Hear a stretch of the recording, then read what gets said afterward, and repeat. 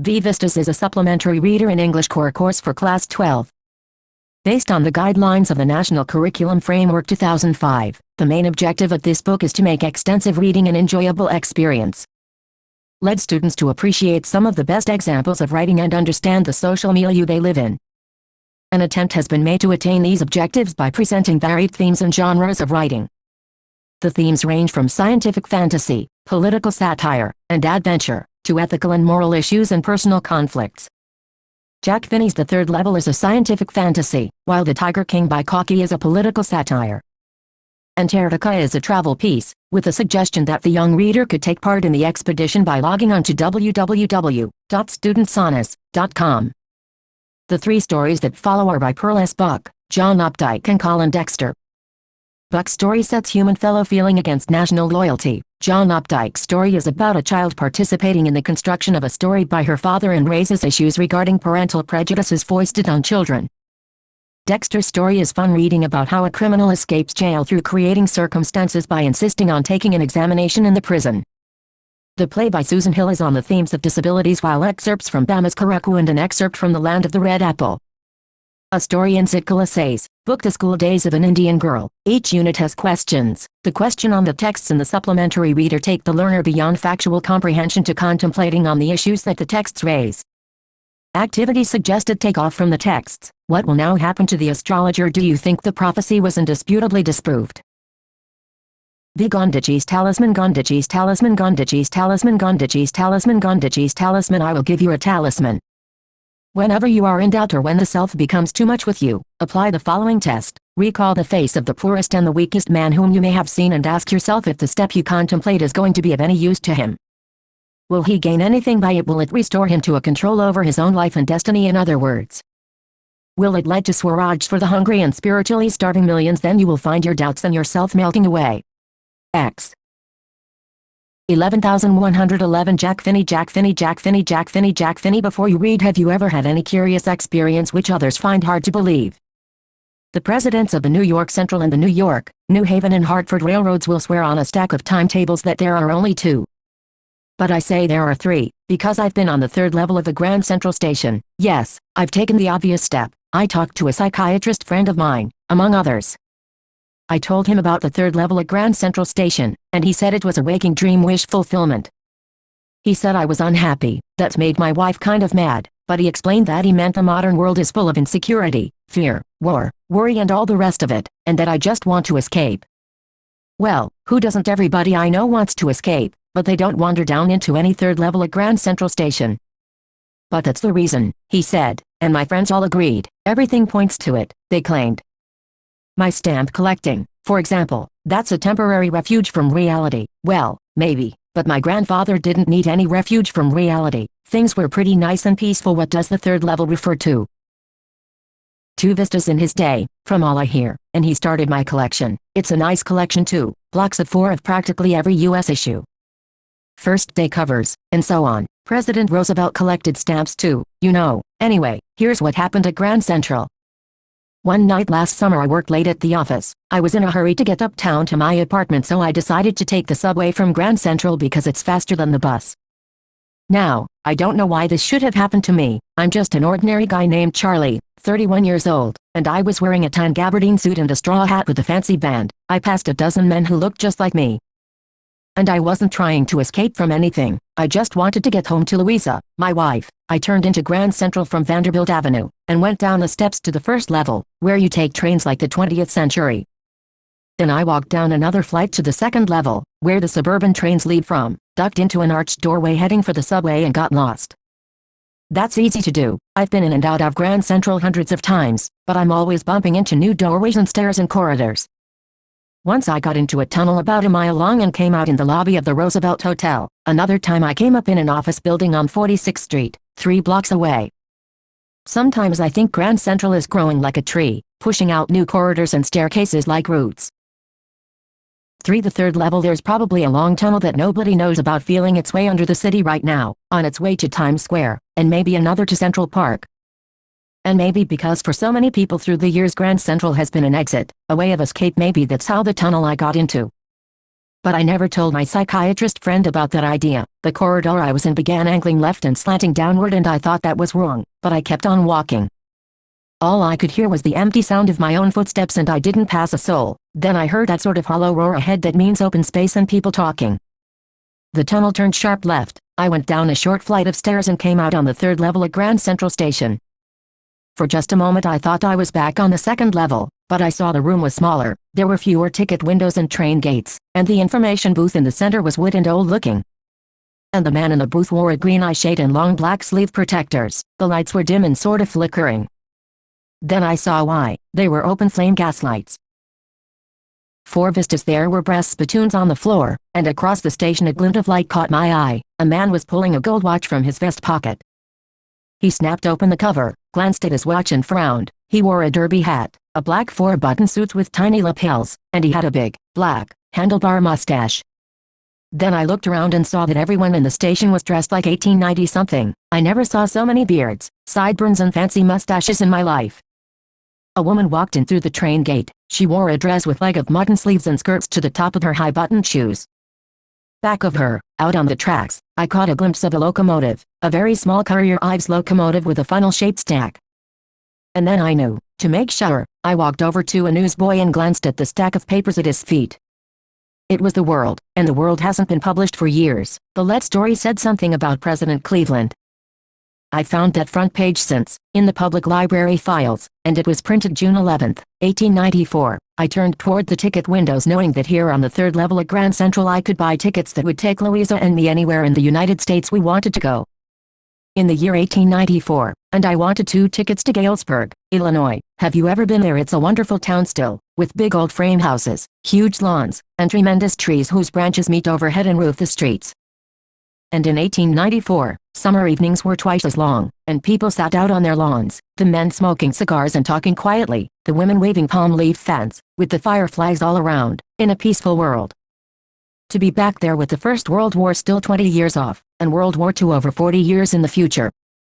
I wanted 2 tickets for that. 5. The third level. The clerk figured the fare. He glanced at my fancy hatband, but he figured the fare and I had enough for 2 coach tickets, one way. But when I counted out the money and looked up, the clerk was staring at me. He nodded at the bills. "That ain't money, mister," he said, "and if you're trying to skin me, you won't get very far," and he glanced at the cash drawer beside him. Of course the money was old-style bills, half again as big as the money we use nowadays, and different looking. I turned away and got out fast. There's nothing nice about jail, even in 1894, and that was that. I left the same way I came, I suppose. Next day, during lunch hour, I drew $300 out of the bank, nearly all we had, and bought old-style currency that really worried my psychiatrist friend. You can buy old money at almost any coin dealer's, but you have to pay a premium. My $300 bought less than 200 in old-style bills, but I didn't care. Eggs were 13 cents a dozen in 1894. But I've never again found the corridor that leads to the third level at Grand Central Station, although I've tried often enough. Louisa was pretty worried when I told her all this, and didn't want me to look for the third level anymore, and after a while I stopped. I went back to my stamps. But now we're both looking, every weekend, because now we have proof that the third level is still there. My friend Sam Weiner disappeared. Nobody knew where, but I sort of suspected because Sam's a city boy, and I used to tell him about Galesburg. I went to school there and he always said he liked the sound of the place.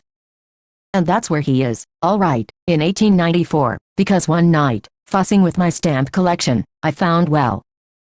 Do you know what a first-day cover is when a new stamp is issued? Stamp collectors buy some. Would Charlie ever go back to the ticket counter on the third level to buy tickets to Galesburg for himself and his wife? 6 vistas and use them to mail envelopes to themselves on the very first day of sale, and the postmark proves the date. The envelope is called a first-day cover. They're never opened. You just put blank paper in the envelope.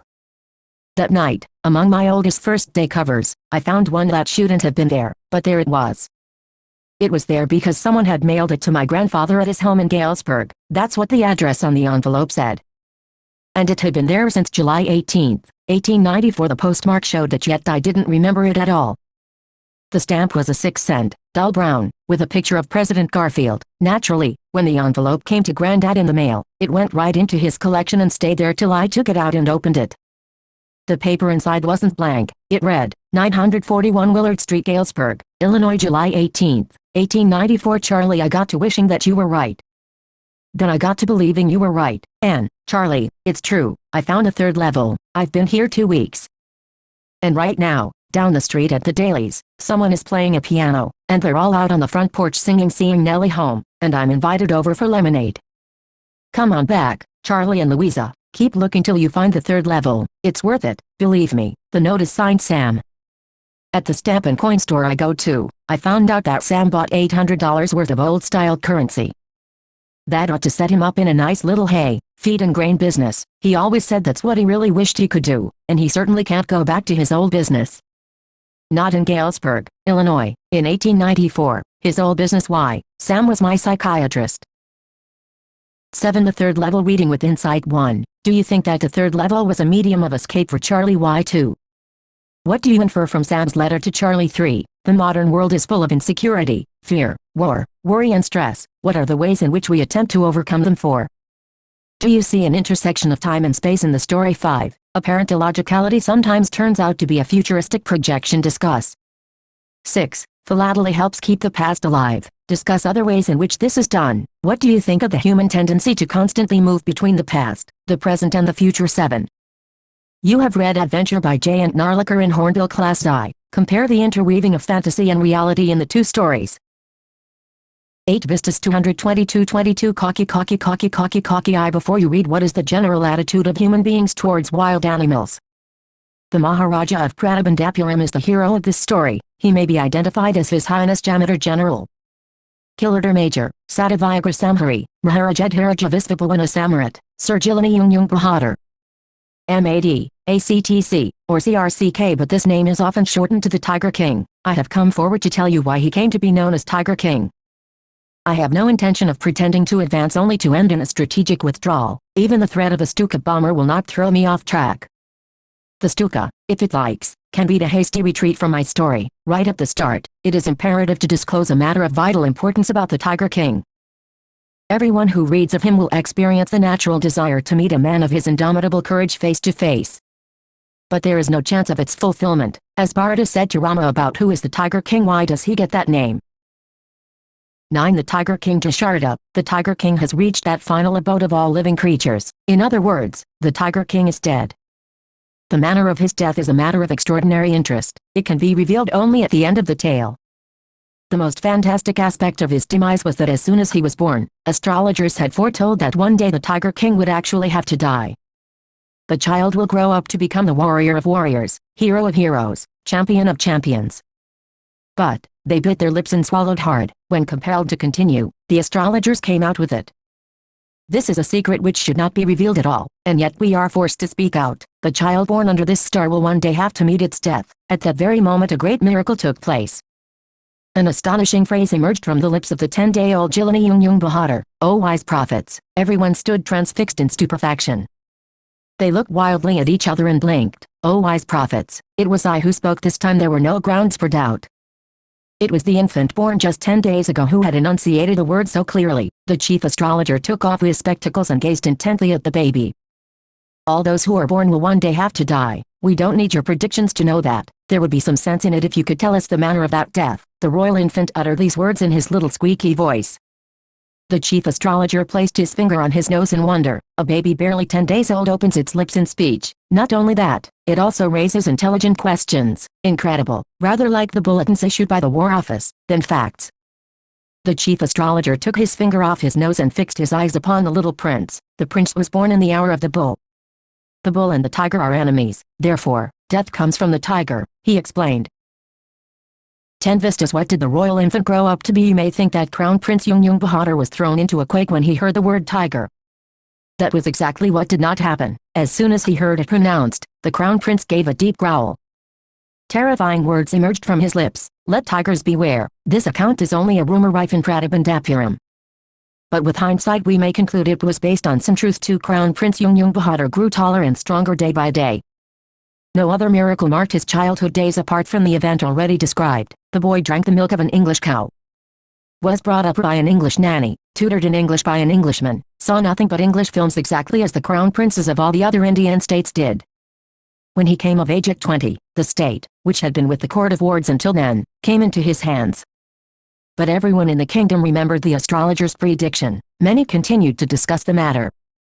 Slowly it came to the Maharaja's ears. There were innumerable forests in the Pratibhandapuram state.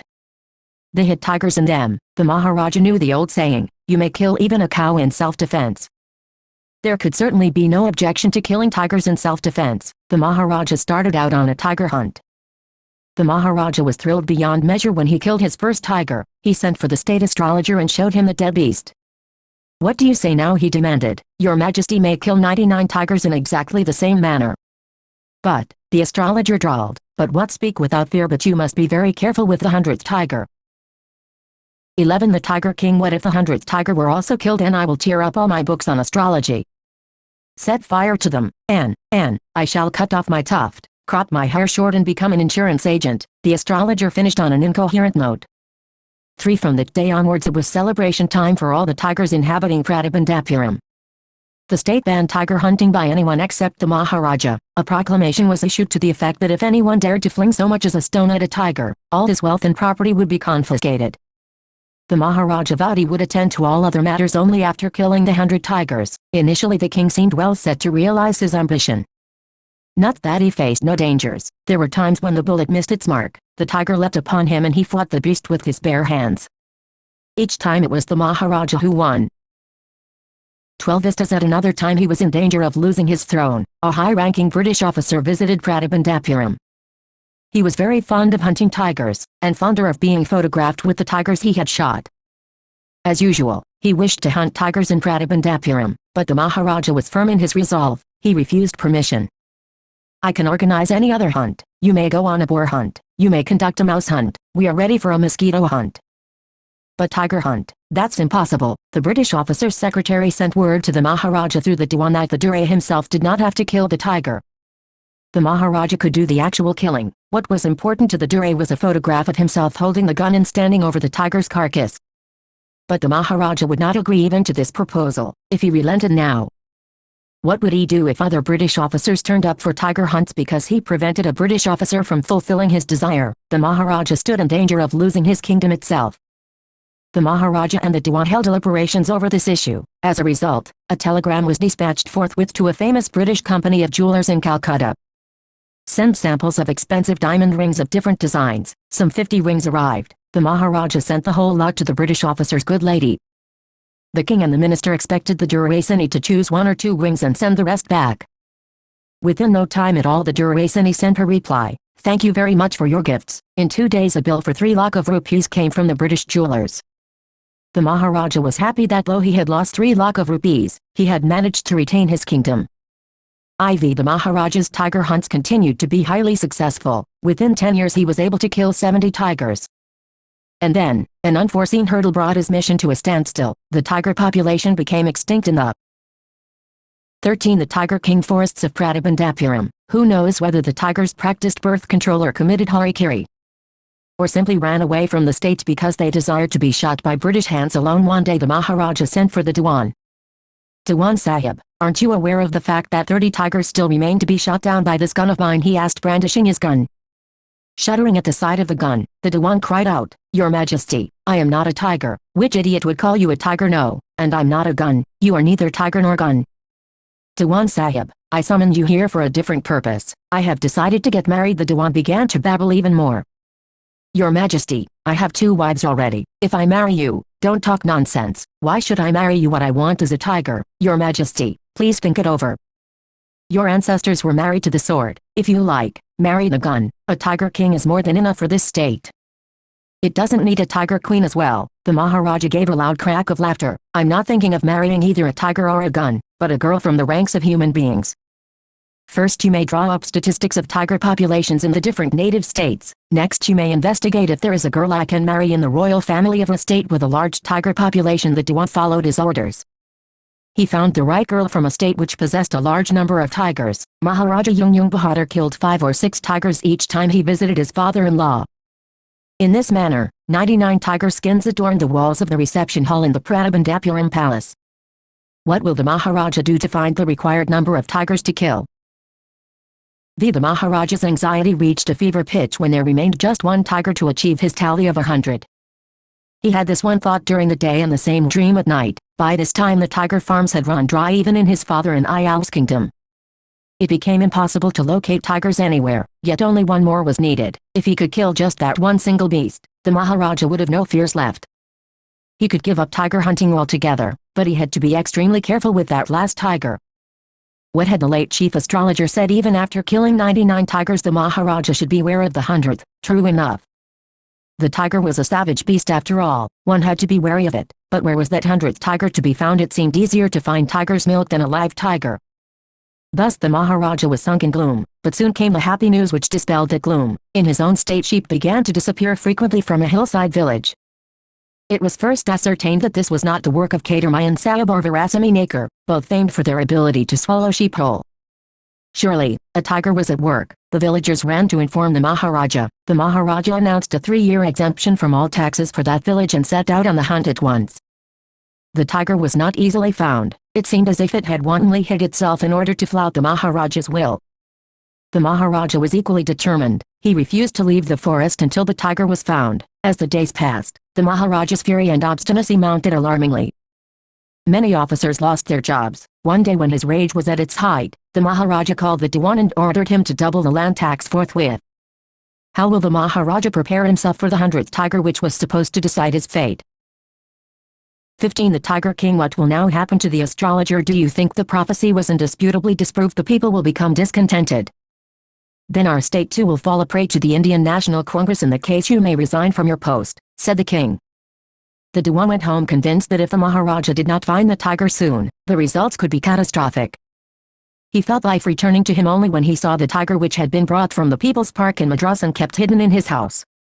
At midnight when the town slept in peace, the Diwan and his aged wife dragged the tiger to the car and shoved it into the seat. The Diwan himself drove the car straight to the forest where the Maharaja was hunting. When they reached the forest the tiger launched its satyagraha and refused to get out of the car. The Diwan was thoroughly exhausted in his efforts to haul the beast out of the car and push it down to the ground. On the following day, the same old tiger wandered into the Maharaja's presence and stood as if in humble supplication. Master, what do you command of me? It was with boundless joy that the Maharaja took careful aim at the beast. The tiger fell in a crumpled heap. I have killed the 100th tiger. My vow has been fulfilled. The Maharaja was overcome with elation. Ordering the tiger to be brought to the capital in grand procession, the Maharaja hastened away in his car. After the Maharaja left, the hunters went to take a closer look at the tiger. The tiger looked back at them rolling its eyes in bafflement.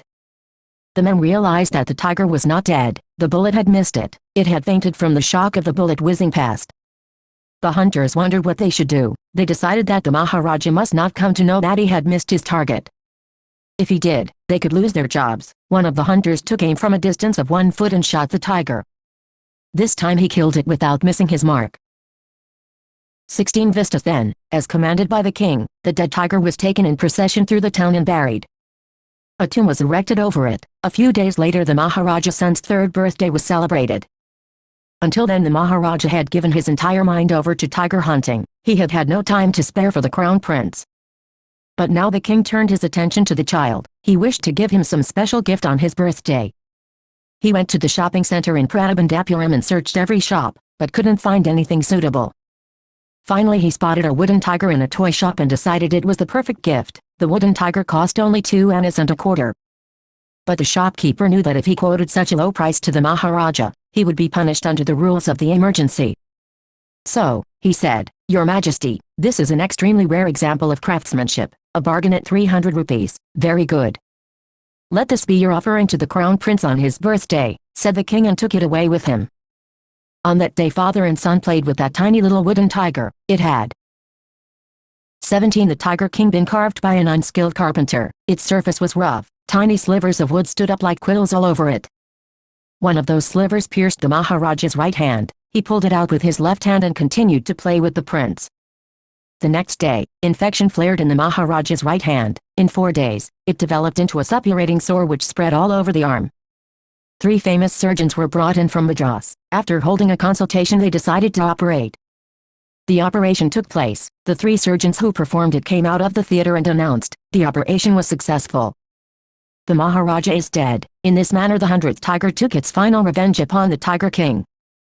Reading with Insight 1, the story is a satire on the conceit of those in power. How does the author employ the literary device of dramatic irony in the story 2? What is the author's indirect comment on subjecting innocent animals to the willfulness of human beings 3? How would you describe the behavior of the Maharaja's minions towards him? Do you find them truly sincere towards him, or are they driven by fear when they obey him? Do we find a similarity in today's political order 4? Can you relate instances of game hunting among the rich and the powerful in the present times that illustrate the callousness of human beings towards wildlife 5? We need a new system for the age of ecology, a system which is embedded in the care of all people and also in the care of the earth and all life upon it. Discuss. 18 Vistas 333 Tishani-doshi. Before you read, if you want to know more about the planet's past, present and future, the Antarctica is the place to go to. Bon voyage. Early this year, I found myself aboard a Russian research vessel, the Akademik Shikalsky I, heading towards the coldest, driest, windiest continent in the world, Antarctica. My journey began 13.09 degrees north of the equator in Madras, and involved crossing 9 time zones, 6 checkpoints, 3 bodies of water, and at least as many ecospheres. By the time I actually set foot on the Antarctic continent, I had been traveling over 100 hours in combination of a car, an aeroplane and a ship. So, my first emotion on facing Antarctica's expansive white landscape and uninterrupted blue horizon was relief, followed up with an immediate and profound wonder. Wonder at its immensity, its isolation, but mainly at how there could ever have been a time when India and Antarctica were part of the same landmass. 650 million years ago, a giant amalgamated southern supercontinent Gondwana did indeed exist, centered roughly around the present day. 19 Journey to the end of the Earth, Antarctica. Things were quite different then. Humans hadn't arrived on the global scene, and the climate was much warmer, hosting a huge variety of flora and fauna. For 500 million years Gondwana thrived, but around the time when the dinosaurs were wiped out and the age of the mammals got underway, the landmass was forced to separate into countries, shaping the globe much as we know it today. To visit Antarctica now is to be a part of that history, to get a grasp of where we've come from and where we could possibly be heading. It's to understand the significance of Cordilleran folds and Precambrian granite shields, ozone and carbon, evolution and extinction. When you think about all that can happen in a million years, it can get pretty mind-boggling. Imagine India pushing northwards, jamming against Asia to buckle its crust and form the Himalayas, South America drifting off to join North America, opening up the Drake Passage to create a cold circumpolar current, keeping Antarctica frigid, desolate, and at the bottom of the world. For a sun-worshipping South Indian like myself, 2 weeks in a place where 90% of the Earth's total ice volumes are stored is a chilling prospect, not just for circulatory and metabolic functions, but also for the imagination. It's like walking into a giant ping-pong ball. How do geological phenomena help us to know about the history of humankind? 20 Vistas devoid of any human markers, no trees, billboards, buildings. You lose all earthly sense of perspective and time here. The visual scale ranges from the microscopic to the mighty, midges and mites to blue whales and icebergs as big as countries. The largest recorded was the size of Belgium. Days go on and on and on in surreal 24-hour austral summer light, and a ubiquitous silence, interrupted only by the occasional avalanche or calving ice sheet, consecrates the place. It's an immersion that will force you to place yourself in the context of the Earth's geological history. And for humans, the prognosis isn't good. Human civilizations have been around for a paltry 12,000 years, barely a few seconds on the geological clock. In that short amount of time, we've managed to create quite a ruckus, etching our dominance over nature with our villages, towns, cities, megacities. The rapid increase of human populations has left us battling with other species for limited resources. And the unmitigated burning of fossil fuels has now created a blanket of carbon dioxide around the world, which is slowly but surely increasing the average global temperature. Climate change is one of the most hotly contested environmental debates of our time. Will the West Antarctic ice sheet melt entirely? Will the Gulf Stream ocean current be disrupted? Will it be the end of the world as we know it? Maybe. Maybe not. Either way, Antarctica is a crucial element in this debate, not just because it's the only place in the world which has never sustained a human population and therefore remains relatively pristine in this respect, but more importantly, because it holds in its ice cores half-million-year-old carbon records trapped in its layers of ice. If we want to study and examine the Earth's past, present and future, Antarctica is the place to go. What are the indications for the future of humankind? 21 Journey to the End of the Earth. Students on Ice, the program I was working with on the Shikalsky I, aims to do exactly this by taking high school students to the ends of the world and providing them with inspiring educational opportunities which will help them foster a new understanding and respect for our planet. It's been in operation for 6 years now, headed by Canadian Jeff Green, who got tired of carding celebrities and retired, rich, curiosity seekers who could only give back in a limited way. With Students on Ice, he offers the future generation of policymakers a life-changing experience at an age when they're ready to absorb, learn, and most importantly, act. The reason the program has been so successful is because it's impossible to go anywhere near the South Pole and not be affected by it. It's easy to be blasé about polar ice caps melting while sitting in the comfort zone of our respective latitude and longitude. But when you can visibly see glaciers retreating and ice shelves collapsing, you begin to realize that the threat of global warming is very real. Antarctica, because of her simple ecosystem and lack of biodiversity, is a perfect place to study how little changes in the environment can have big repercussions. Take the microscopic phytoplankton, those grasses of the sea that nourish and sustain the entire Southern Ocean's food chain. These single-celled plants use the sun's energy to assimilate carbon and synthesize organic compounds in that wondrous and most important of 22 Vistas process is called photosynthesis. Scientists warn that a further depletion in the ozone layer will affect the activities of phytoplankton, which in turn will affect the lives of all the marine animals and birds of the region, and the global carbon cycle. In the parable of the phytoplankton, there is a great metaphor for existence: take care of the small things and the big things will fall into place. My Antarctic experience was full of such epiphanies, but the best occurred just short of the Antarctic Circle at 65.55 degrees south. The Shikalski had managed to wedge herself into a thick white stretch of ice between the peninsula and Tadpole Island, which was preventing us from going any further. The captain decided we were going to turn around and head back north, but before we did, we were all instructed to climb down the gangplank and walk on the ocean. So there we were, all 52 of us, kitted out in Gore-Tex and glares, walking on a stark whiteness that seemed to spread out forever. Underneath our feet was a meter-thick ice pack, and underneath that, 180 meters of living, breathing, salt water. In the periphery, crab-eater seals were stretching and sunning themselves on ice floes much like stray dogs will do under the shade of a banyan tree. It was nothing short of a revelation. Everything does indeed connect. 9 time zones, 6 checkpoints, 3 bodies of water and many ecospheres later, I was still wondering about the beauty of balance and play on our planet. How would it be if Antarctica were to become the warm place that it once used to be? Will we be around to see it? Or would we have gone the way of the dinosaurs, mammoths and woolly rhinos? Who's to say? But after spending 2 weeks with a bunch of teenagers who still have the idealism to save the world, all I can say is that a lot can happen in a million years, but what a difference a day makes.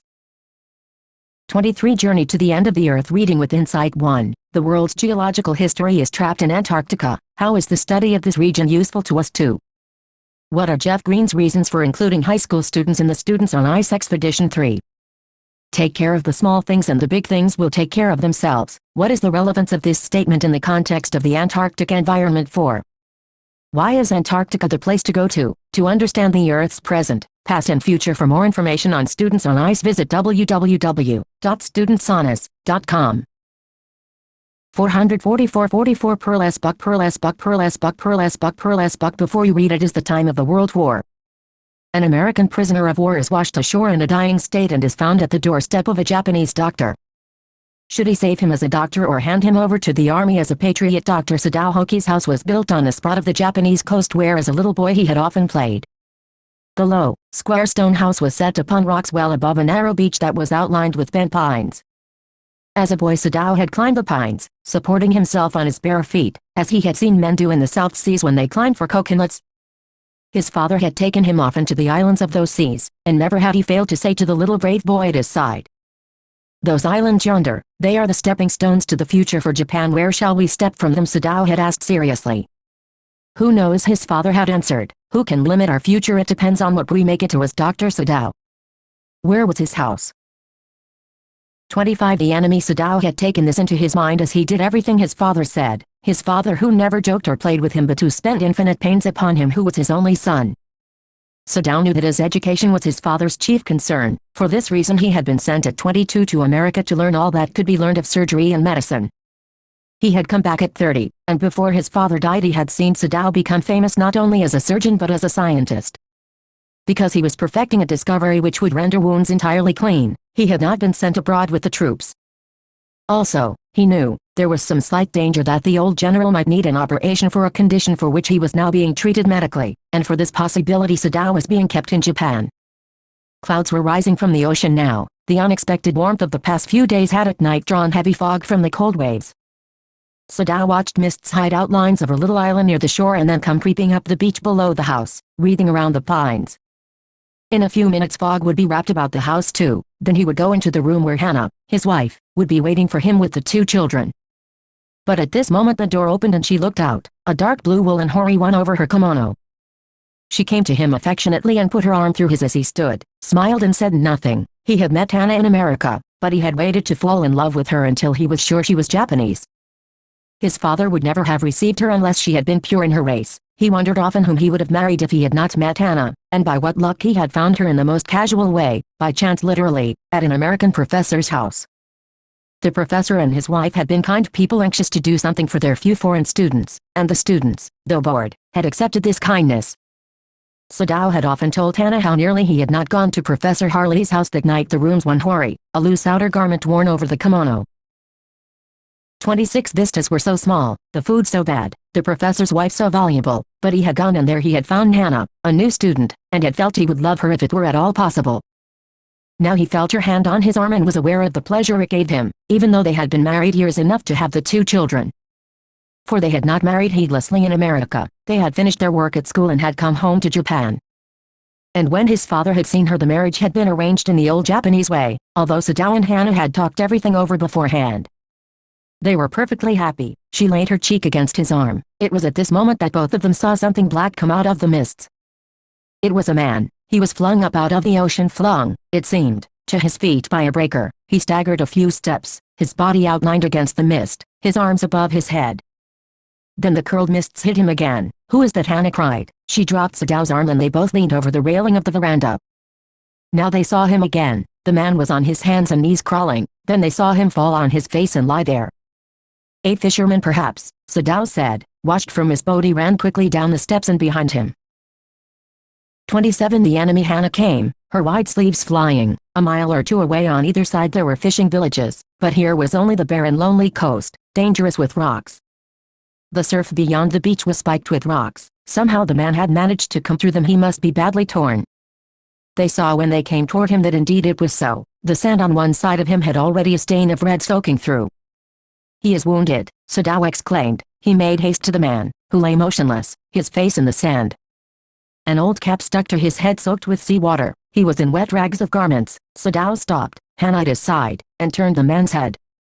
They saw the face. "A white man," Hannah whispered. Yes, it was a white man. The wet cap fell away and there was his wet yellow hair, long, as though for many weeks it had not been cut, and upon his young and tortured face was a rough yellow beard. He was unconscious and knew nothing that they did for him. Now Sadao remembered the wound, and with his expert fingers he began to search for it.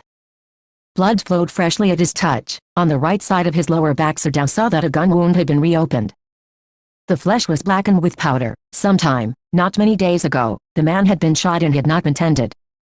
It was bad chance that the rock had struck a wound. "Oh, how he is bleeding," Hannah whispered again in a solemn voice. The mist screened them now completely, and at this time of day no one came by. The fishermen had gone home and even the chance beachcombers would have considered the day at an end. "What shall we do with this man?" Sadao muttered, but his trained hands seemed of their own will to be doing what they could to stanch the fearful bleeding. He packed. "Will Dr. Sadao be arrested on the charge of harboring an enemy?" 28 Vistas. The wound with the sea moss that strewed the beach. The man moaned with pain in his stupor but he did not awaken. "The best thing that we could do would be to put him back in the sea," Sadao said, answering himself. Now that the bleeding was stopped for the moment he stood up and dusted the sand from his hands. "Yes, undoubtedly that would be best," Hannah said steadily. But she continued to stare down at the motionless man. "If we sheltered a white man in our house we should be arrested, and if we turned him over as a prisoner, he would certainly die," Sadao said. "The kindest thing would be to put him back into the sea," Hannah said, but neither of them moved. They were staring with a curious repulsion upon the inert figure. "What is he?" Hannah whispered. "There is something about him that looks American," Sadao said. He took up the battered cap. "Yes, there, almost gone, was the faint lettering." "A sailor," he said. From an American warship. He spelled it out. U.S. Navy. The man was a prisoner of war. "He has escaped," Hannah cried softly. "And that is why he is wounded in the back," Sadao agreed. They hesitated, looking at each other. Then Hannah said with resolution, "Come, are we able to put him back into the sea? If I am able, are you?" Sadao asked. "No," Hannah said, "but if you can do it alone." Sadao hesitated again. "The strange thing is," he said, "that if the man were whole I could turn him over to the police without difficulty. I care nothing for him. He is my enemy. All Americans are my enemy, and he is only a common fellow.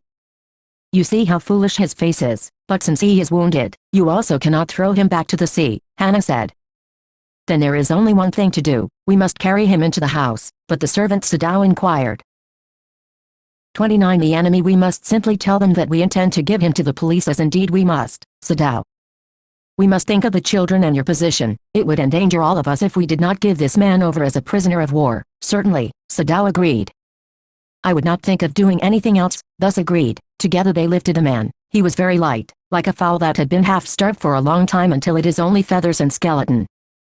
So, his arms hanging, they carried him up the steps and into the side door of the house. This door opened into a passage, and down the passage they carried the man towards an empty bedroom. It had been the bedroom of Sadao's father, and since his death it had not been used. They laid the man on the deeply matted floor. Everything here had been Japanese to please the old man, who would never in his own home sit on a chair or sleep in a foreign bed. Hannah went to the wall cupboards and slid back a door and took out a soft quilt. She hesitated. The quilt was covered with flowered silk and the lining was pure white silk.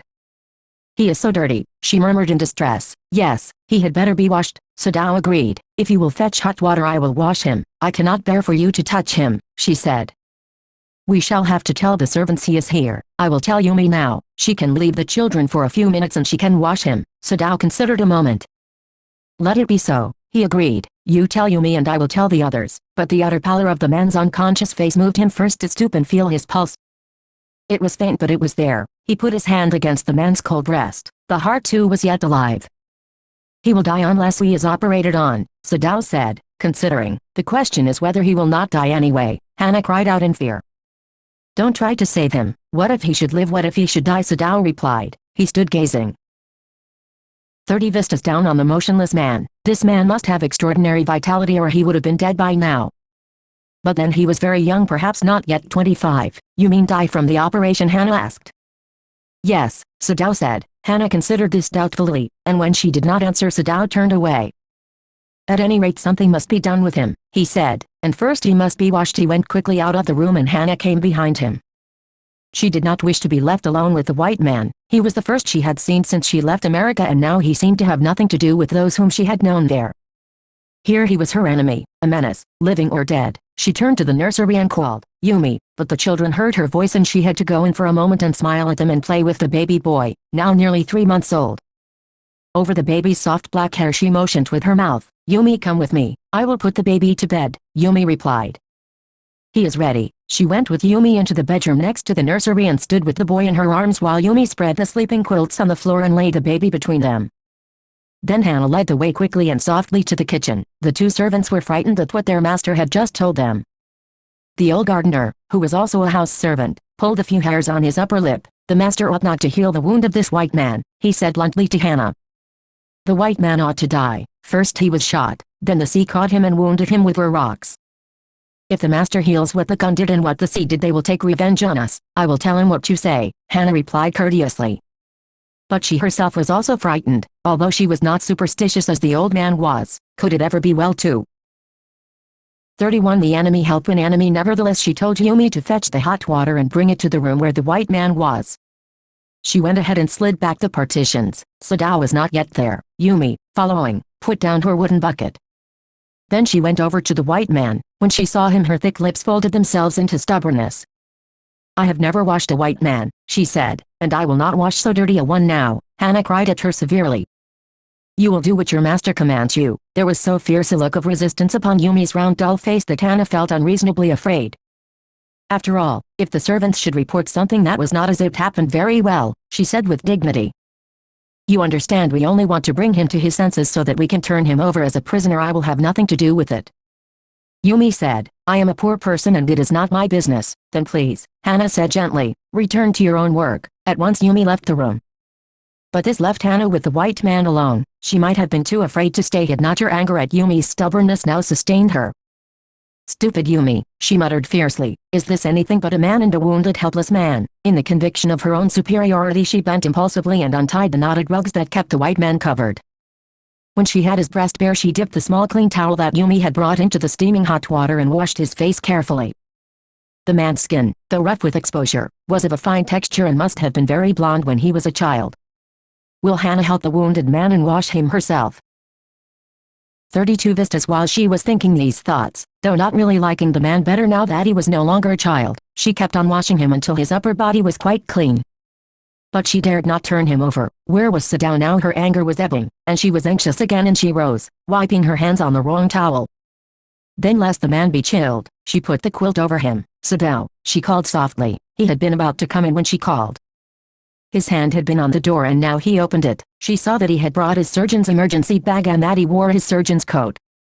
You have decided to operate, she cried. Yes, he said shortly. He turned his back to her and unfolded a sterilized towel upon the floor of the Takanoma 2 alcove, and put his instruments out upon it. Fetch towels, he said. She went obediently, but how anxious now, to the linen shelves and took out the towels. There ought also to be old pieces of matting so that the blood would not ruin the fine floor covering. She went out to the back veranda where the gardener kept strips of matting with which to protect delicate shrubs on cold nights and took an armful of them. But when she went back into the room, she saw this was useless. The blood had already soaked through the packing in the man's wound and had ruined the mat under him. Oh, the mat, she cried. Yes, it is ruined, Sadao replied, as though he did not care. Help me to turn him, he commanded her. She obeyed him without a word, and he began to wash the man's back carefully. Yumi would not wash him, she said. Did you wash him then? Sadao asked, not stopping for a moment his swift concise movements. Yes, she said. He did not seem to hear her, but she was used to his absorption when he was at work. She wondered for a takanoma, a niche or an alcove in a Japanese home for displaying a flower arrangement, kakemono, or other piece of art. 33 The enemy moment. If it mattered to him what was the body upon which he worked so long as it was for the work he did so excellently. You will have to give the anesthetic if he needs it, he said. She repeated blankly, but never have I. It is easy enough, he said impatiently. He was taking out the packing now, and the blood began to flow more quickly. He peered into the wound with the bright surgeon's light fastened on his forehead. The bullet is still there, he said with cool interest. Now I wonder how deep this rock wound is. If it is not too deep it may be that I can get the bullet, but the bleeding is not superficial. He has lost much blood. At this moment Hannah choked. He looked up and saw her face the color of sulfur. Don't faint, he said sharply. He did not put down his exploring instrument. If I stop now the man will surely die. She clapped her hands to her mouth and leaped up and ran out of the room. Outside in the garden he heard her retching, but he went on with his work. It will be better for her to empty her stomach, he thought. He had forgotten that of course she had never seen an operation, but her distress and his inability to go to her at once made him impatient and irritable with this man who lay like dead under his knife. 34 Vistas. This man, he thought, there is no reason under heaven why he should live. Unconsciously this thought made him ruthless and he proceeded swiftly. In his dream the man moaned but Sadao paid no heed except to mutter at him. Groan, he muttered, groan if you like. I am not doing this for my own pleasure. In fact, I do not know why I am doing it. The door opened and there was Hannah again. Where is the anesthetic? She asked in a clear voice. Sadao motioned with his chin. It is as well that you came back, he said. This fellow is beginning to stir. She had the bottle and some cotton in her hand. But how shall I do it? She asked. Simply saturate the cotton and hold it near his nostrils, Sadao replied without delaying for one moment the intricate detail of his work. When he breathed badly, move it away a little. She crouched close to the sleeping face of the young American. It was a piteously thin face, she thought, and the lips were twisted. The man was suffering whether he knew it or not. Watching him, she wondered if the stories they heard sometimes of the sufferings of prisoners were true. They came like flickers of rumor, told by word of mouth and always contradicted. In the newspapers the reports were always that wherever the Japanese armies went the people received them gladly, with cries of joy at their liberation. But sometimes she remembered such men as General Takuma, who at home beat his wife cruelly, though no one mentioned it now that he had fought so victorious a battle in Manchuria. If a man like that could be so cruel to a woman in his power, would he not be cruel to one like this? For instance, she hoped anxiously that this young man had not been tortured. It was at this moment that she observed deep red scars on his neck, just under the ear. Those scars, she murmured, lifting her eyes to Sadao. But he did not answer. At this moment he felt the tip of his instrument strike against something hard. Dangerously. 35 The enemy near the kidney. All thought left him. He felt only the purest pleasure. He probed with his fingers, delicately, familiar with every atom of this human body. His old American professor of anatomy had seen to that knowledge. Ignorance of the human body is the surgeon's cardinal sin, sirs, he had thundered at his classes year after year. To operate without as complete knowledge of the body as if you had made it anything less than it is murder. It is not quite at the kidney, my friend, Sadao murmured. It was his habit to murmur to the patient when he forgot himself in an operation. My friend, he always called his patients, and so now he did, forgetting that this was his enemy. Then quickly, with the cleanest and most precise of incisions, the bullet was out. The man quivered, but he was still unconscious. Nevertheless he muttered a few English words. Guts, he muttered, choking. They got my guts, Sadao, Hannah cried sharply. Hush, Sadao said. The man sank again into silence so profound that Sadao took up his wrist, hating the touch of it. Yes, there was still a pulse so faint, so feeble, but enough, if he wanted the man to live, to give hope. But certainly I do not want this man to live, he thought. No more anesthetic, he told Hannah. He turned as swiftly as though he had never paused, and from his medicines he chose a small vial and from it filled a hypodermic and thrust it into the patient's left arm. Then putting down the needle, he took the man's wrist again. The pulse under his fingers fluttered once or twice and then grew stronger. This man will live in spite of all, he said to Hannah and sighed. The young man woke, so weak, his blue eyes so terrified when he perceived what will Dr. Sadao and his wife do with the man. 36 Vistas where he was, that Hannah felt compelled to apologize. She herself served him, for none of the servants would enter the room. When she came in the first time, she saw him summon his small strength to be prepared for some fearful thing. Don't be afraid, she begged him softly. How come, you speak English, he gasped. I was a long time in America, she replied. She saw that he wanted to reply to that but he could not, and so she knelt and fed him gently from the porcelain spoon. He ate unwillingly, but still he ate. Now you will soon be strong, she said, not liking him and yet moved to comfort him. He did not answer. When Sadao came in the third day after the operation, he found the young man sitting up, his face bloodless with the effort. Lie down, Sadao cried. Do you want to die? He forced the man down gently and strongly and examined the wound. You may kill yourself if you do this sort of thing, he scolded. What are you going to do with me? The boy muttered. He looked just now barely 17. Are you going to hand me over for a moment? Sadao did not answer. He finished his examination and then pulled the silk quilt over the man. I do not know myself what I shall do with you, he said. I ought of course to give you to the police. You are a prisoner of war. No, do not tell me anything. He put up his hand as he saw the young man was about to speak.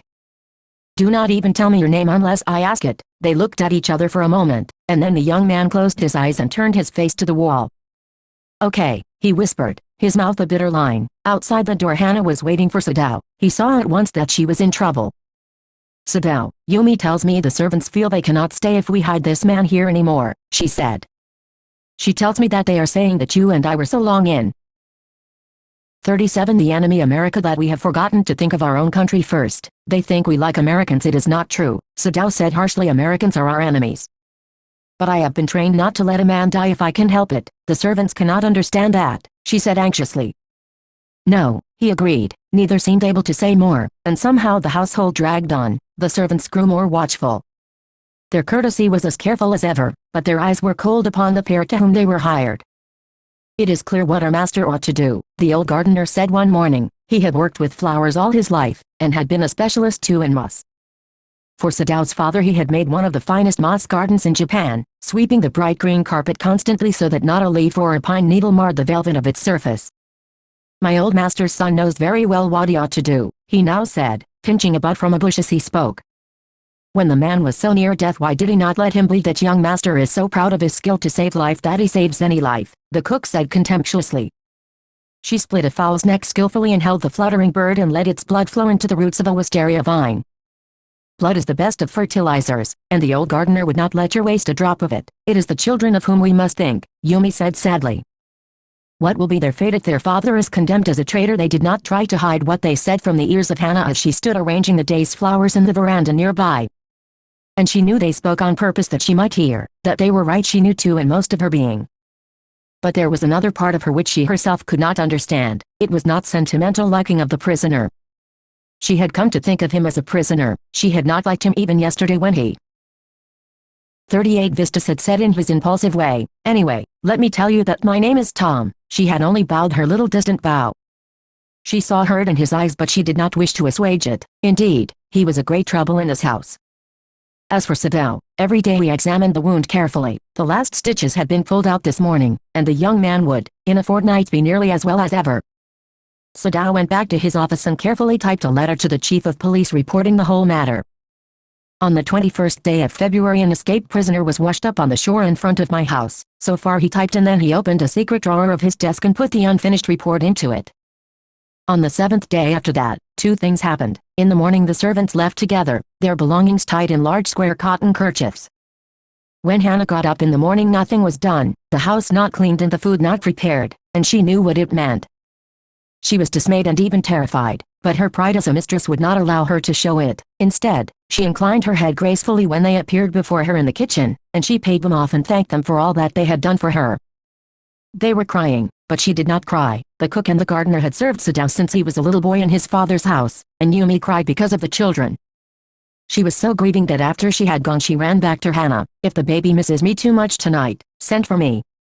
I am going to my own house and you know where it is." "Thank you," Hannah said smiling, but she told herself she would not send for Yumi however the baby cried. She made a breakfast and Sadao helped with the children. Neither of them spoke of the servants beyond the fact that they were gone. But after Hannah had taken morning food to the prisoner, she came back to Sadao. "Why is it we cannot see clearly what we ought to do?" she asked him. "Even the servants see more clearly than we do. Why are we different from other Japanese?" Sadao did not answer.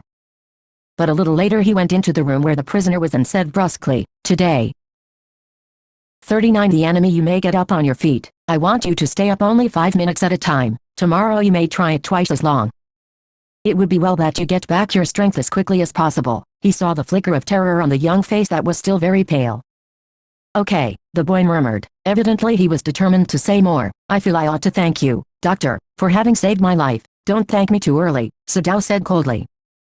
He saw the flicker of terror again in the boy's eyes, terror as unmistakable as an animal's. The scars on his neck were crimson for a moment. Those scars, what were they? Sadao did not ask. In the afternoon the second thing happened. Hannah, working hard on unaccustomed labor, saw a messenger come to the door in official uniform. Her hands went weak and she could not draw her breath. The servants must have told already. She ran to Sadao, gasping, unable to utter a word. But by then the messenger had simply followed her through the garden and there he stood. She pointed at him helplessly. Sadao looked up from his book. He was in his office, the other partition of which was thrown open to the garden for the southern sunshine. "What is it?" he asked the messenger, and then he rose, seeing the man's uniform. "You are to come to the palace," the man said. "The old general is in pain again." "Oh," Hannah breathed. "Is that all?" the messenger exclaimed. "Is it not enough?" "Indeed it is," she replied. "I am very sorry." When Sadao came to say goodbye, she was in the kitchen, but doing nothing. The children were asleep and she sat merely resting for a moment, more exhausted from her fright than from work. "Will Dr. Sadao be arrested on the charge of harboring an enemy?" "I thought they had come to arrest you," she said. He gazed down into her anxious eyes. "I must get rid of this man for your sake," he said in distress. "Somehow I must get rid of him." "Sadao goes to see the general, of course," the general said weakly. "I understand fully. But that is because I once took a degree in Princeton. So few Japanese have. I care nothing for the man, Excellency," Sadao said, "but having operated on him with such success, yes, the general said. It only makes me feel you more indispensable to me. Evidently you can save anyone, you are so skilled." "You say you think I can stand one more such attack as I have had today?" "Not more than one," Sadao said. "Then certainly I can allow nothing to happen to you," the general said with anxiety. His long pale Japanese face became expressionless, which meant that he was in deep thought. "You cannot be arrested," the general said, closing his eyes. "Suppose you were condemned to death and the next day I had to have my operation. There are other surgeons." "Excellency," Sadao suggested. "None, I trust," the general replied. "The best ones have been trained by Germans and would consider the operation successful even if I died. I do not care for their point of view," he sighed. "It seems a pity that we cannot better combine the German ruthlessness with the American sentimentality. Then you could turn your prisoner over to execution and yet I could be sure you would not murder me while I was unconscious." The general laughed. He had an unusual sense of humor. "As a Japanese, could you not combine these two foreign elements?" he asked. Sadao smiled. "I am not quite sure," he said, "but for your sake I would be willing to try." "Excellency," the general shook his head. "I had rather not be the test case," he said. He felt suddenly weak and overwhelmed with the cares of his life as an official in times such as these when repeated victory brought great responsibilities all over. 41 The enemy the South Pacific. It is very unfortunate that this man should have washed up on your doorstep, he said irritably. I feel it so myself, Sadao said gently. It would be best if he could be quietly killed, the general said. Not by you, but by someone who does not know him. I have my own private assassins. Suppose I send 2 of them to your house tonight or better, any night. You need know nothing about it. It is now warm. What would be more natural than that you should leave the outer partition of the white man's room open to the garden while he sleeps? Certainly it would be very natural. Sadao agreed. In fact, it is so left open every night. Good, the general said, yawning. They are very capable assassins. They make no noise and they know the trick of inward bleeding. If you like I can even have them remove the body, Sadao considered. That perhaps would be best, Excellency, he agreed, thinking of Hannah. He left the general's presence then and went home, thinking over the plan. In this way the whole thing would be taken out of his hands. He would tell Hannah nothing, since she would be timid at the idea of assassins in the house, and yet certainly such persons were essential in an absolute state such as Japan was. How else could rulers deal with those who opposed them? He refused to allow anything but reason to be the atmosphere of his mind as he went into the room where the American was in bed. But as he opened the door, to his surprise he found the young man out of bed, and preparing to go into the garden. What is this? He exclaimed. Who gave you permission to leave your room? I'm not used to waiting for permission, Tom said gaily. Gosh, I feel pretty good again, but will the muscles on this side always feel stiff? Is it so? Sadao inquired, surprised. He forgot all else. Now I thought I had provided against that, he murmured. He lifted the edge of the man's shirt and gazed at the healing. 42 Vistas scar. Massage may do it, he said. If exercise does not, it won't bother me much, the young man said. His young face was gaunt under the stubbly blonde beard. Say, doctor, I've got something I want to say to you. If I hadn't met a Jap like you, well, I wouldn't be alive today. I know that, Sadao bowed but he could not speak. Sure, I know that, Tom went on warmly, his big thin hands gripping a chair were white at the knuckles. I guess if all the Japs were like you there wouldn't have been a war, perhaps, Sadao said with difficulty. And now I think you had better go back to bed. He helped the boy back into bed and then bowed. Good night, he said. Sadao slept badly that night. Time and time again he woke, thinking he heard the rustling of footsteps, the sound of a twig broken or a stone displaced in the garden, a noise such as men might make who carried a burden. The next morning he made the excuse to go first into the guest room. If the American were gone he then could simply tell Hannah that, so the general had directed. But when he opened the door he saw at once that there on the pillow was the shaggy blonde head. He could hear the peaceful breathing of sleep and he closed the door again quietly. He is asleep, he told Hannah. He is almost well to sleep like that. What shall we do with him? Hannah whispered her old refrain. Sadao shook his head. I must decide in a day or two, he promised. But certainly, he thought, the second night must be the night. There rose a wind that night, and he listened to the sounds of bending boughs and whistling partitions. Hannah woke too. Ought we not to go and close the sick man's partition? She asked. No, Sadao said. He is able now to do it for himself. But the next morning the American was still there. Then the third night of course must be the night. The wind changed to quiet rain and the garden was full of the sound of dripping eaves and running springs. Sadao slept a little better, but he woke at the sound of a crash and leaped to his feet. What was that? Hannah cried. The baby woke at her voice and began to wail. I must go and see, but he held her and would not let her move. Sadao, she cried, what is the matter with you? Don't go, he muttered. Don't go. His terror infected her and she stood breathless, waiting. There was only silence. Together they crept back into the bed, their baby between them. Yet when he opened the door of the guest room in the morning there was the young man. He was very gay and had already washed and was now on his feet. He had asked for a razor yesterday and had shaved himself, and today there was a faint color in his cheeks. I am well, he said joyously. Sadao drew his kimono around his weary body. He could not, he decided suddenly, go through another night.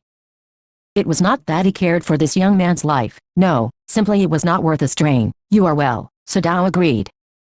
He lowered his voice. You are so well that I think if I put my boat on the shore tonight, with food and extra clothing in it, you might be able to row to that little island not far from the coast.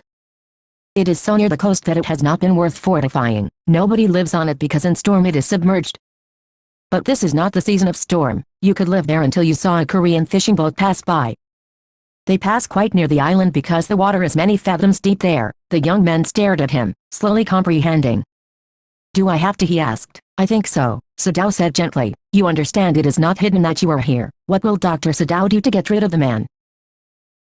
The young man nodded in perfect comprehension. Okay, he said simply. Sadao did not see him again until evening.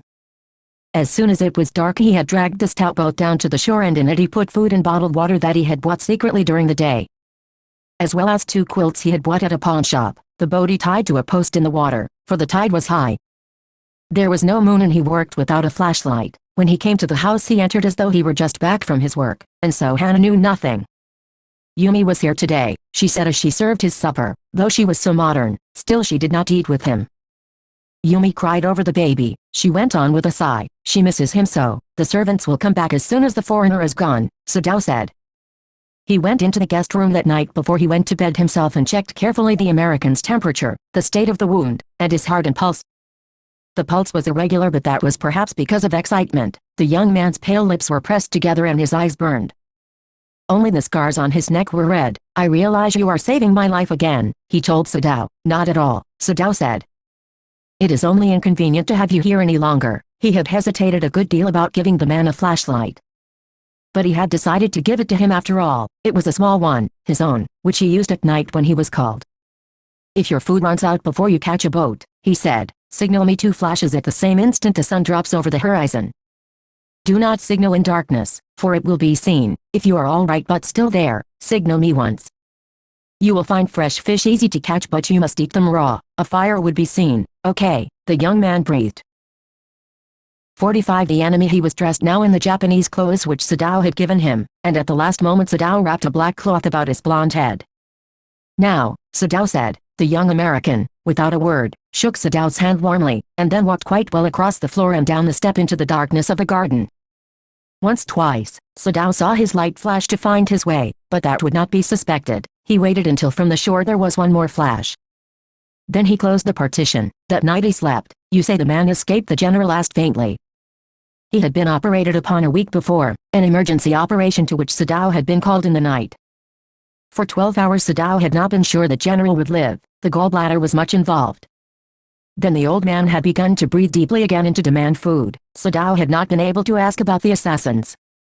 So far as he knew they had never come. The servants had returned and Yumi had cleaned the guest room thoroughly and had burned sulfur in it to get the white man's smell out of it. Nobody said anything, only the gardener was cross because he had got behind with his chrysanthemums. But after a week Sadao felt the general was well enough to be spoken to about the prisoner. Yes, Excellency, he escaped, Sadao now said. He coughed, signifying that he had not said all he might have said, but was unwilling to disturb the general further. But the old man opened his eyes suddenly. That prisoner, he said with some energy. Did I not promise you I would kill him for you? Right. Double quotation mark. 46 Vistas. You did, Excellency, Sadao said. Well, the old man said in a tone of amazement. So I did, but you see, I was suffering a good deal. The truth is, I thought of nothing but myself. In short, I forgot my promise to you. I wondered, Your Excellency, Sadao murmured. It was certainly very careless of me, the general said, but you understand it was not lack of patriotism or dereliction of duty. He looked anxiously at his doctor. If the matter should come out you would understand that, wouldn't you? Certainly, Your Excellency, Sadao said. He suddenly comprehended that the general was in the palm of his hand and that as a consequence he himself was perfectly safe. I can swear to your loyalty, Excellency, he said to the old general, and to your zeal against the enemy. You are a good man. The general murmured and closed his eyes. You will be rewarded. But Sadao, searching the spot of black in the twilighted sea that night, had his reward. There was no prick of light in the dusk. No one was on the island. His prisoner was gone safe, doubtless, for he had warned him to wait only for a Korean fishing boat. He stood for a moment on the veranda, gazing out to the sea from whence the young man had come that other night. And into his mind, although without reason, there came other white faces. He had known the professor at whose house he had met Hannah, a dull man, and his wife had been a silly talkative woman, in spite of her wish to be kind.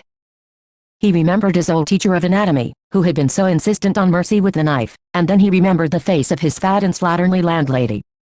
He had had great difficulty in finding a place to live in America because he was a Japanese. The Americans were full of prejudice and it had been bitter to live in it, knowing himself their superior. How he had despised the ignorant and dirty old woman who had at last consented to house him in her miserable home. He had once tried to be grateful to her because she had in his last year nursed him through influenza, but it was difficult, for she was no less repulsive to him in her kindness. Now he remembered the youthful, haggard face of his prisoner, white and repulsive. Strange, he thought. I wonder why I could not kill him. Reading with insight 1. There are moments in life when we have to make hard choices between our roles as private individuals and as citizens with a sense of national loyalty. Discuss with reference to the story you have just read. 2. Dr. Sadao was compelled by his duty as a doctor to help the enemy soldier. What made Hannah, his wife, sympathetic to him in the face of open defiance from the domestic staff? 3. How would you explain the reluctance of the soldier to leave the shelter of the doctor's home even when he knew he couldn't stay there without risk to the doctor and himself? 4. What explains the attitude of the general in the matter of the enemy soldier? Was it human consideration, lack of national loyalty, dereliction of duty, or simply self-absorption? 5. While hatred against a member of the enemy race is justifiable, especially during wartime, what makes a human being rise above narrow prejudices? 6. Do you think the doctor's final solution to the problem was the best possible one in the circumstances? 7. Does the story remind you of Birth by A.J. Cronin that you read in snapshots last year? What are the similarities? 8. Is there any film you have seen or novel you have read with a similar theme? 48 Vistas 555 John Updike John Updike John Updike John Updike John Updike. Before you read, here is a story about the worldview of a little child and the difficult moral question she raises during the story session with her father. In the evenings and for Saturday naps like today's, Jack told his daughter Jo a story out of his head. This custom, begun when she was 2, was itself now nearly 2 years old, and his head felt empty. Each new story was a slight variation of a basic tale. A small creature, usually named Roger. Roger Fish, Roger Squirrel, Roger Chipmunk, had some problem and went with it to the wise old owl. The owl told him to go to the wizard, and the wizard performed a magic spell that solved the problem, demanding in payment a number of pennies greater than the number that Roger creature had, but in the same breath directing the animal to a place where the extra pennies could be found. Then Roger was so happy he played many games with other creatures, and went home to his mother just in time to hear the train whistle that brought his daddy home from Boston. Jack, who is Jo? How does she respond to her father's storytelling? 49 Should wizard hit mommy? Described their supper, and the story was over. Working his way through this scheme was especially fatiguing on Saturday, because Jo never fell asleep in naps anymore, and knowing this made the ride seem futile. The little girl not so little anymore. The bumps her feet made under the covers were halfway down the bed. Their big double bed that they let her be in for naps and when she was sick had at last arranged herself. And from the way her fat face deep in the pillow shone in the sunlight sifting through the drawn shades, it did not seem fantastic that some magic would occur, and she would take her nap like an infant of 2. Her brother, Bobby, was 2, and already asleep with his bottle. Jack asked, "Who shall the story be about today, Roger?" Jo squeezed her eyes shut and smiled to be thinking she was thinking. Her eyes opened. Her mother's blue. "Skunk," she said firmly. "A new animal. They must talk about skunks at nursery school." Having a fresh hero momentarily stirred Jack to creative enthusiasm. "All right," he said. "Once upon a time, in the deep dark woods, there was a tiny little creature by the name of Roger Skunk. And he smelled very bad." "Yes," Jo said. "He smelled so bad that none of the other little woodland creatures would play with him." Jo looked at him solemnly. She hadn't foreseen this. Whenever he would go out to play, Jack continued with zest, remembering certain humiliations of his own childhood. All of the other tiny animals would cry, "Oh, oh, here comes Roger Stinky Skunk," and they would run away. And Roger Skunk would stand there all alone. And 2 little round tears would fall from his eyes. The corners of Jo's mouth drooped down and her lower lip bent forward as he traced with the forefinger along the side of her nose the course of one of Roger Skunk's tears. "Won't he see the owl?" she asked in a high and faintly roughened voice. Sitting on the bed beside her, Jack felt the covers tug as her legs switched tensely. He was pleased with this moment. He was telling her something true, something she must know, and had no wish to hurry on. But downstairs a chair scraped, and he realized he must get down to help Claire paint the living room woodwork. Well, he walked along very sadly and came to a very big tree, and in the tip-top of the tree was an enormous wise old owl. "Good, Mr. Owl," Roger Skunk said, "all the other little animals run away from me because I smell so bad." "So you do," the owl said. "Very, very bad. What can I do?" Roger Skunk said, and he cried very hard. "The wizard, the wizard," Jo shouted, and sat right up, and a little golden book spilled from the bed. "Now, Jo, Daddy's telling the story. Do you want to tell Daddy the story?" "No, you me." "Then lie down and be sleepy." Her head relapsed onto the pillow and she said, "Out of your head." "Well." The owl thought and thought. At last he said, "Why don't you go see the wizard, Daddy?" "What are magic spells real?" This was a new phase, just this last month, a reality phase. When he told her spiders eat bugs, she turned to her mother and asked, "Do they really?" And when Claire told her God was in the sky and all around them, She turned to her father and insisted, with a sly yet eager smile, "Is he really there real in stories?" Jack answered curtly. She had made him miss a beat in the narrative. The owl said, "Go through the dark woods, under the apple trees. Into the swamp, over the crick. What's a crick?" 51 Should wizard hit mommy a little river, over the crick, and there will be the wizard's house, and that's the way Roger Skunk went. And pretty soon he came to a little white house, and he rapped on the door. Jack rapped on the windowsill, and under the covers Joe's tall figure clenched in an infantile thrill. And then a tiny little old man came out, with a long white beard and a pointed blue hat, and said, "Hey, what's this? What you want? You smell awful." The wizard's voice was one of Jack's own favorite effects. He did it by scrunching up his face and somehow whining through his eyes, which felt for the interval roomy. He felt being an old man suited him. "I know it," Roger Skunk said, "and all the little animals run away from me. The enormous wise owl said you could help me." Well, maybe. Come on in, don't get too close, now." Inside, Joe, there were all these magic things, all jumbled together in a big dusty heap, because the wizard did not have any cleaning lady. Why? Because he was a wizard, and a very old man. Will he die? No. Wizards don't die. Well, he rummaged around and found an old stick called a magic wand and asked Roger Skunk what he wanted to smell like. Roger thought and said, "Roses." "Yes, good," Joe said smugly. Jack fixed her with a trance-like gaze and chanted in the wizard's elderly irritable voice, "Abracadabra. Hocus poo, Roger Skunk, how do you do? Roses, bosses, pull an ear, Roger Skunk, you never fear, bingo." Right, double quotation mark.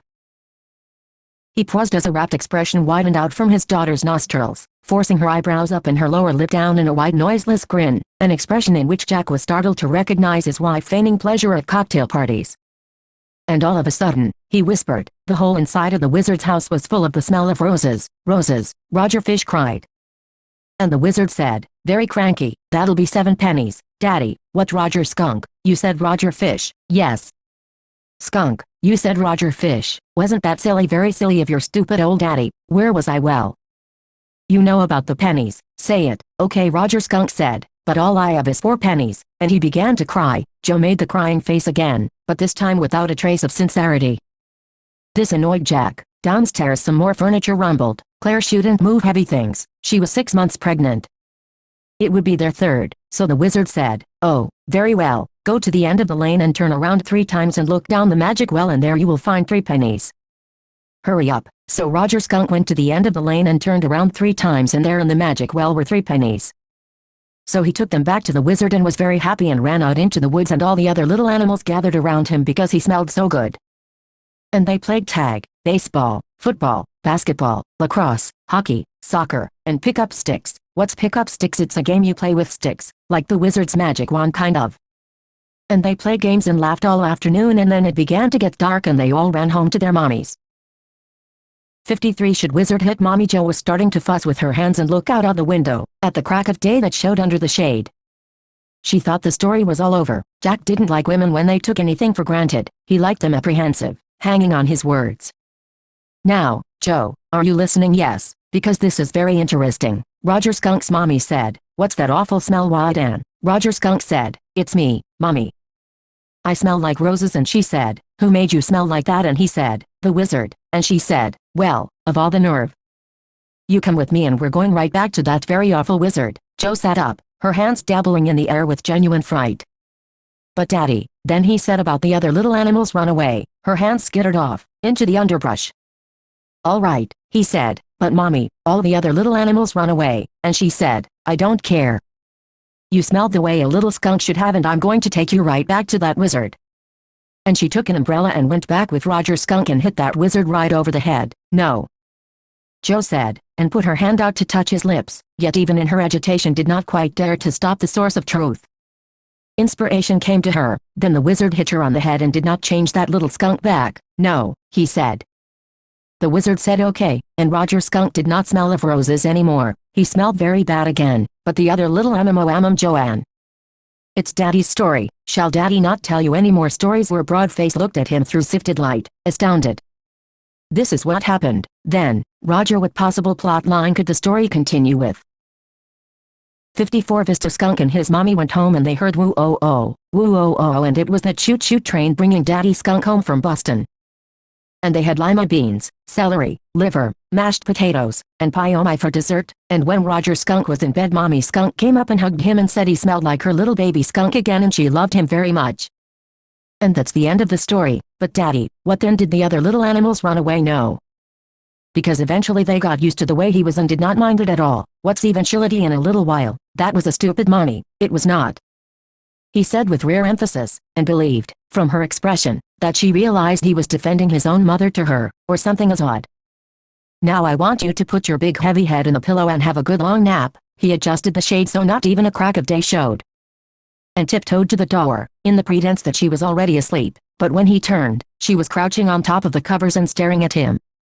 Hey, get under the covers and fall fast asleep. Bobby's asleep. She stood up and bounced gingerly on the springs. Daddy, what tomorrow? I want you to tell me the story that wizard took that magic wand and hit that Mommy her plump arms chopped forcefully right over the head. No. That's not the story. The point is that the little skunk loved his Mommy more than he loved all the other little animals and she knew what was right. No. Tomorrow you say he hit that Mommy. Do it. She kicked her legs up and sat down on the bed with a great heave and complaint of springs. As she had done hundreds. What do you think was Joe's problem? 55 Should wizard hit Mommy of times before, except that this time she did not laugh. Say it, Daddy. Well, we'll see. Now at least have a rest. Stay on the bed. You're a good girl. He closed the door and went downstairs. Claire had spread the newspapers and opened the paint can. Anne, wearing an old shirt of his on top of her maternity smock, was stroking the chair rail with a dip brush. Above him footsteps vibrated and he called, Joanne, shall I come up there and spank you? The footsteps hesitated. That was a long story, Claire said. The poor kid, he answered, and with utter weariness watched his wife labor. The woodwork, a cage of moldings and rails and baseboards all around them, was half old tan and half new ivory and he felt caught in an ugly middle position. And though he as well felt his wife's presence in the cage with him, he did not want to speak with her, work with her, touch her, anything. Reading with Insight 1, what is the moral issue that the story raises? 2, how does Joe want the story to end and why? 3. Why does Jack insist that it was the wizard that was hit and not the mother? 4. What makes Jack feel caught in an ugly middle position? 5. What is your stance regarding the two endings to the Roger Skunk story? 6. Why is an adult's perspective on life different from that of a child's? 56 Vista 666 66 Susan Hill Susan Hill Susan Hill Susan Hill Susan Hill. Before you read, this is a play featuring an old man and a small boy meeting in the former's garden.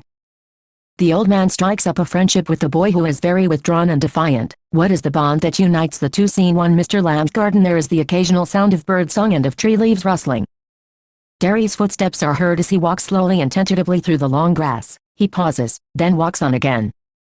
He comes round a screen of bushes, so that when Mr. Lamb speaks to him he is close at hand and Derry is startled. Mr. Lamb, mind the apples. Derry, what? Who's that? Who's there? Mr. Lamb, Lamb's my name. Mind the apples. Crab apples those are. Wind falls in the long grass. You could trip. Derry, there, I thought this was an empty place. I didn't know there was anybody here. Who is Mr. Lamb? How does Derry get into his garden?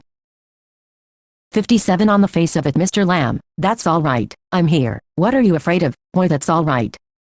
Derry, I thought it was empty, an empty house. Mr. Lamb, so it is, since I'm out here in the garden. It is empty, until I go back inside. In the meantime, I'm out here and likely to stop, a day like this. Beautiful day, not a day to be indoors. Derry, panic, I've got to go. Mr. Lamb, not on my account. I don't mind who comes into the garden, the gate's always open, only you climbed the garden wall. Derry, angry you were watching me. Mr. Lamb, I saw you, but the gate's open. All welcome. You're welcome. I sit here. I like sitting. Derry, I've not come to steal anything. Mr. Lamb, no, the young lad steal, scrump the apples. You're not so young, Derry, I just wanted to come into the garden. Mr. Lamb, so you did. Here we are, then. Derry, you don't know who I am. Mr. Lamb, a boy, 13 or so. Derry, 14. Pause, but I've got to go now. Goodbye, Mr. Lamb, nothing to be afraid of, just a garden, just me. Derry, but I'm not afraid. Pause, people are afraid of me. Mr. Lamb, why should that be? Derry, everyone is. It doesn't matter who they are, or what they say, or how they look. How they pretend. I know, I can see. Mr. Lamb, see what? Derry, what they think. Mr. Lamb, what do they think? Then Derry, you think. Here's a boy, you look at me, and then you see my face and you think, that's bad, that's a terrible thing. That's the ugliest thing I ever saw, you think. Poor boy, but I'm not. Not poor. Underneath, you are afraid. Anybody would be. I am. When I look in the mirror, and see it, I'm afraid of me.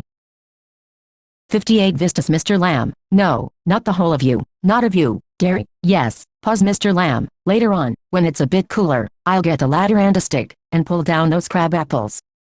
They're ripe for it. I make jelly. It's a good time of year, September. Look at them, orange and golden. That's magic fruit, I often say, but it's best picked and made into jelly. You could give me a hand. Gary, what have you changed the subject for? People always do that. Why don't you ask me why do you do what they all do and pretend it isn't true and isn't there in case I see you looking in mine and get upset? I'll tell. You don't ask me because you're afraid to. Mr. Lamb, you want me to ask? Say so. Then, Gary, I don't like being with people. Any people. Mr. Lamb, I should say, to look at it. I should say, you got burned in a fire. Gary, not in a fire. I got acid all down that side of my face and it burned it all away. It ate my face up. It ate me up. And now it's like this and it won't ever be any different. 59 On the face of it Mr. Lamb. No, Gary, aren't you interested Mr. Lamb? You're a boy who came into the garden. Plenty do. I'm interested in anybody, anything. There's nothing God made that doesn't interest me. Look over there, over beside the far wall. What can you see Derry? Rubbish. Mr. Lamb, rubbish. Look, boy, look. What do you see Derry? Just grass and stuff. Weeds, Mr. Lamb. Some call them weeds, if you like. Then, a weed garden, there's fruit and there are flowers, and trees and herbs. All sorts, but over there, weeds. I grow weeds there. Why is one green, growing plant called a weed and another flower? Where's the difference? It's all life, growing, same as you and me. Gary, we're not the same. Mr. Lamb, I'm old, you're young. You've got a burnt face, I've got a tin leg. Not important. You're standing there, I'm sitting here. Where's the difference Derry? Why have you got a tin leg Mr. Lamb? Real one got blown off, years back. Lamey lamb, some kids say. Haven't you heard them? You will. Lamey lamb, it fits, doesn't trouble me. Gary, but you can put on trousers and cover it up and no one sees. They don't have to notice and stare. Mr. Lamb, some do, some don't. They get tired of it. In the end, there's plenty of other things to stare at. Gary, like my face. Mr. Lamb, like crab apples or the weeds or a spider climbing up a silken ladder, or my tall sunflowers. Gary, things. Mr. Lamb, it's all relative. Beauty and the Beast. Gary, what's that supposed to mean Mr. Lamb? You tell me. Gary, you needn't think they haven't all told me that fairy story before. It's not what you look like, it's what you are inside. Handsome is as handsome. 60 Vistas does. Beauty loved the monstrous beast for himself and when she kissed him he changed into a handsome prince, only he wouldn't, he'd have stayed a monstrous beast. I won't change, Mr. Lamb, in that way no, you won't, Gary, and no one'll kiss me, ever, only my mother, and she kisses me on the other side of my face, and I don't like my mother to kiss me, she does it because she has to. Why should I like that? I don't care if nobody ever kisses me, Mr. Lamb, but do you care if you never kiss them? Gary, what Mr. Lamb? Girls, pretty girls, long hair and large eyes, people you love, Gary, who'd let me? Not one. Mr. Lamb, who can tell Derry? I won't ever look different. When I'm as old as you, I'll look the same. I'll still only have half a face, Mr. Lamb, so you will, but the world won't. The world's got a whole face, and the world's there to be looked at. Derry, do you think this is the world, this old garden Mr. Lamb, when I'm here? Not the only one. But the world, as much as anywhere. Derry, does your leg hurt you Mr. Lamb? Tin doesn't hurt, boy. Gary, when it came off, did it Mr. Lamb? Certainly. Gary, and now I mean, where the tin stops, at the top Mr. Lamb, now and then, in wet weather, it doesn't signify. Gary, oh, that's something else they all say. Look at all those people who are in pain and brave and never cry and never complain and don't feel sorry for themselves. Mr. Lamb, I haven't said it. Gary, and think of all those people worse off than you. Think, you might have been blinded, or born deaf, or have to live in a wheelchair, or be daft in your head and dribble. 61 On the face of it Mr. Lamb, and that's all true, and you know it, Gary, it won't make my face change. Do you know, one day, a woman went by me in the street. I was at a bus stop and she was with another woman, and she looked at me, and she said, whispered, only I heard her, she said, look at that, that's a terrible thing, that's a face only a mother could love. Mr. Lamb, so you believe everything you hear, then Derry, it was cruel. Mr. Lamb, maybe not meant as such, just something said between them, Gary, only I heard it, I heard. Mr. Lamb, And is that the only thing you ever heard anyone say in your life, Derry? Oh no, I've heard a lot of things. Mr. Lamb, so now you keep your ears shut. Derry, you're peculiar. You say peculiar things. You ask questions I don't understand. Mr. Lamb, I like to talk, have company. You don't have to answer questions. You don't have to stop here at all. The gate's open. Derry, yes, but, Mr. Lamb, I've a hive of bees behind those trees over there. Some hear bees and they say, bees buzz. But when you listen to bees for a long while, they hum, and hum means sing. I hear them singing, my bees. Derry, but, I like it here. I came in because I liked it. When I looked over the wall, Mr. Lamb, if you'd seen me, you'd not have come in. Derry, no, Mr. Lamb, no, Derry, it'd have been trespassing. Mr. Lamb, that's not why. Derry, I don't like being near people. When they stare, when I see them being afraid of me, Mr. Lamb, you could lock yourself up in a room and never leave it. There was a man who did that. He was 62 Vistas afraid, you see, of everything. Everything in this world. A bus might run him over, or a man might breathe deadly germs onto him. Or a donkey might kick him to death, or lightning might strike him down, or he might love a girl and the girl would leave him, and he might slip on a banana skin and fall and people who saw him would laugh their heads off. So he went into this room, and locked the door, and got into his bed, and stayed there, Derry, forever Mr. Lamb, for a while. Derry, then what Mr. Lamb? A picture fell off the wall onto his head and killed him. Derry laughs a lot Mr. Lamb, you see Derry, but, you still say peculiar things. Mr. Lamb, peculiar to some. Derry, what do you do all day Mr. Lamb? Sit in the sun, read books. You thought it was an empty house, but inside, it's full. Books and other things, full, Derry, but there aren't any curtains at the windows. Mr. Lamb, I'm not fond of curtains. Shutting things out, shutting things in. I like the light and the darkness, and the windows open, to hear the wind. Derry, yes, I like that. When it's raining, I like to hear it on the roof. Mr. Lamb, so you're not lost, are you not altogether? You do hear things. You listen, Derry, they talk about me, downstairs, when I'm not there. What'll he ever do? What's going to happen to him when we've gone? However will he get on in this world looking like that with that on his face? That's what they say. Do you think all this will change Derry's attitude towards Mr. Lamb? Mr. Lamb, Lord, boy, you've got 2 arms, 2 legs and eyes and ears, you've got a tongue and a brain. You'll get on the way you want, like all the rest, and if you chose, and set your mind to it, you could get on better than all the rest. Derry, how Mr. Lamb, same way as I do. Derry, do you have any friends Mr. Lamb? Hundreds. Derry, but you live by yourself in that house. It's a big house, too, Mr. Lamb, friends everywhere, people come in, everybody knows me, the gate's always open. They come and sit here, and in front of the fire in winter, kids come for the apples and pears, and for toffee. I make toffee with honey, anybody comes, so have you, Derry, but I'm not a friend, Mr. Lamb, certainly you are. So far as I'm concerned, what have you done to make me think you're not Derry? You don't know me. You don't know where I come from or even what my name is, Mr. Lamb. Why should that signify? Do I have to write all your particulars down and put them in a filing box, before you can be a friend Derry? I suppose not. No, Mr. Lamb, you could tell me your name, if you chose, and not, if you didn't. Derry, Derry, only it's Derek, but I hate that. Derry, if I'm your friend, you don't have to be mine, I choose that. Mr. Lamb, certainly, Derry, I might never come here again, you might never see me again, and then I couldn't still be a friend.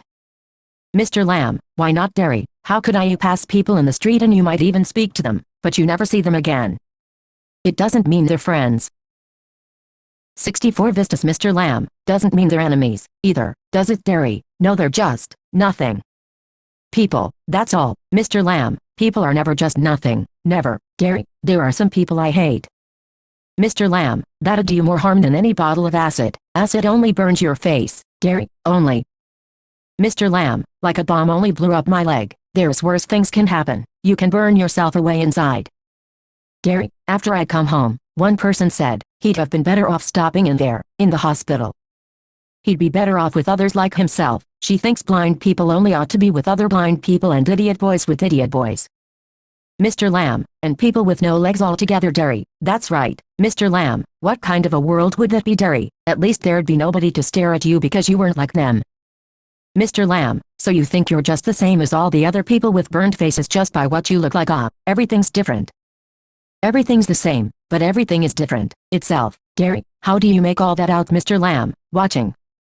Listening, thinking. Derry, I'd like a place like this, A garden. I'd like a house with no curtains.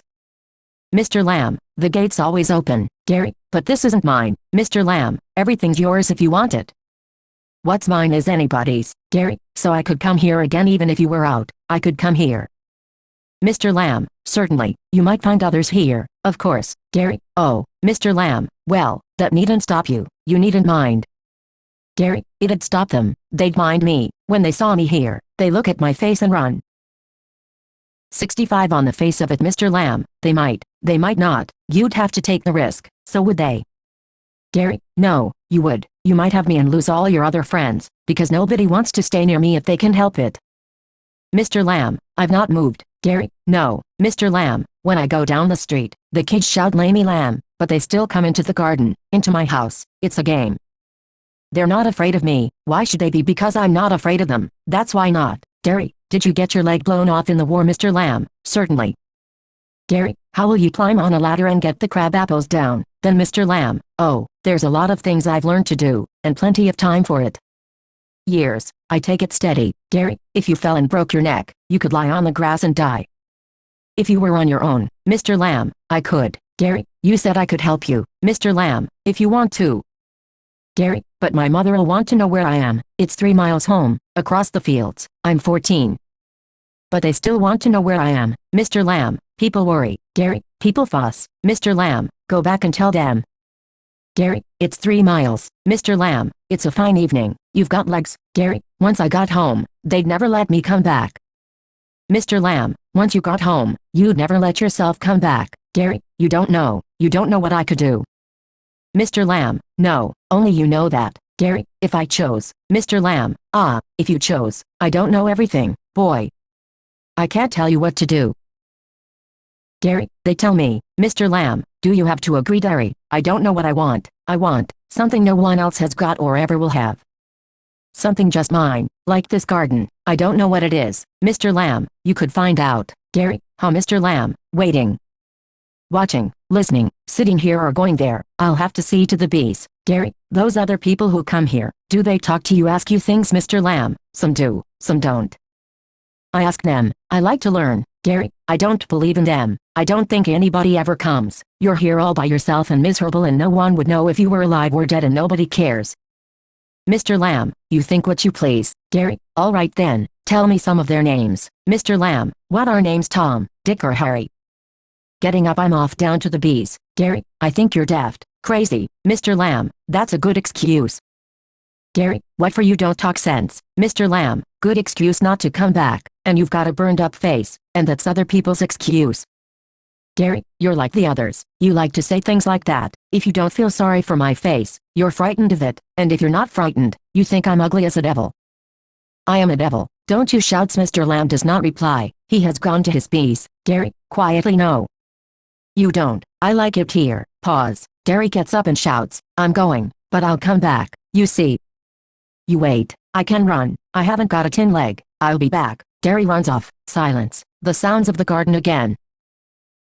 67 on the face of it, Mr. Lamb, to himself, there, my dears, that's you seen too. You know, we all know. I'll come back. They never do, though, not them, never do come back. The garden noises fade. Scene 2, Derry's house. Mother, you think I don't know about him? You think I haven't heard things, Derry? You shouldn't believe all you hear. Mother, been told, warned. We've not lived here 3 months, but I know what there is to know, and you're not to go back there. Gary, what are you afraid of? What do you think? He is an old man with a tin leg, and he lives in a huge house without curtains and has a garden. And I want to be there, and sit and listen to things. Listen and look. Mother, listen to what Derry, bees singing. Him talking. Mother, and what's he got to say to you, Derry? Things that matter, things nobody else has ever said. Things I want to think about. Mother, then you stay here and do your thinking. You're best off here.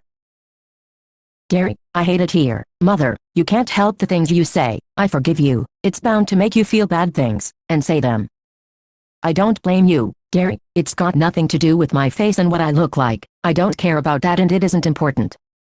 It's what I think and feel and what I want to see and find out in here, and I'm going back there.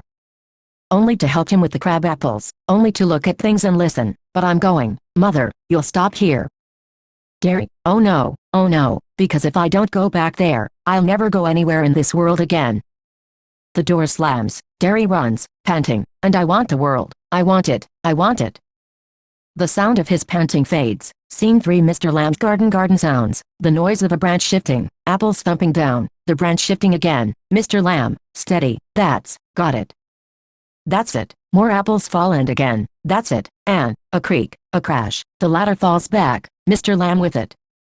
A thump. The branch swishes back, creaks, then silence. Derry opens the garden gate, still panting. Derry, you see, I came back.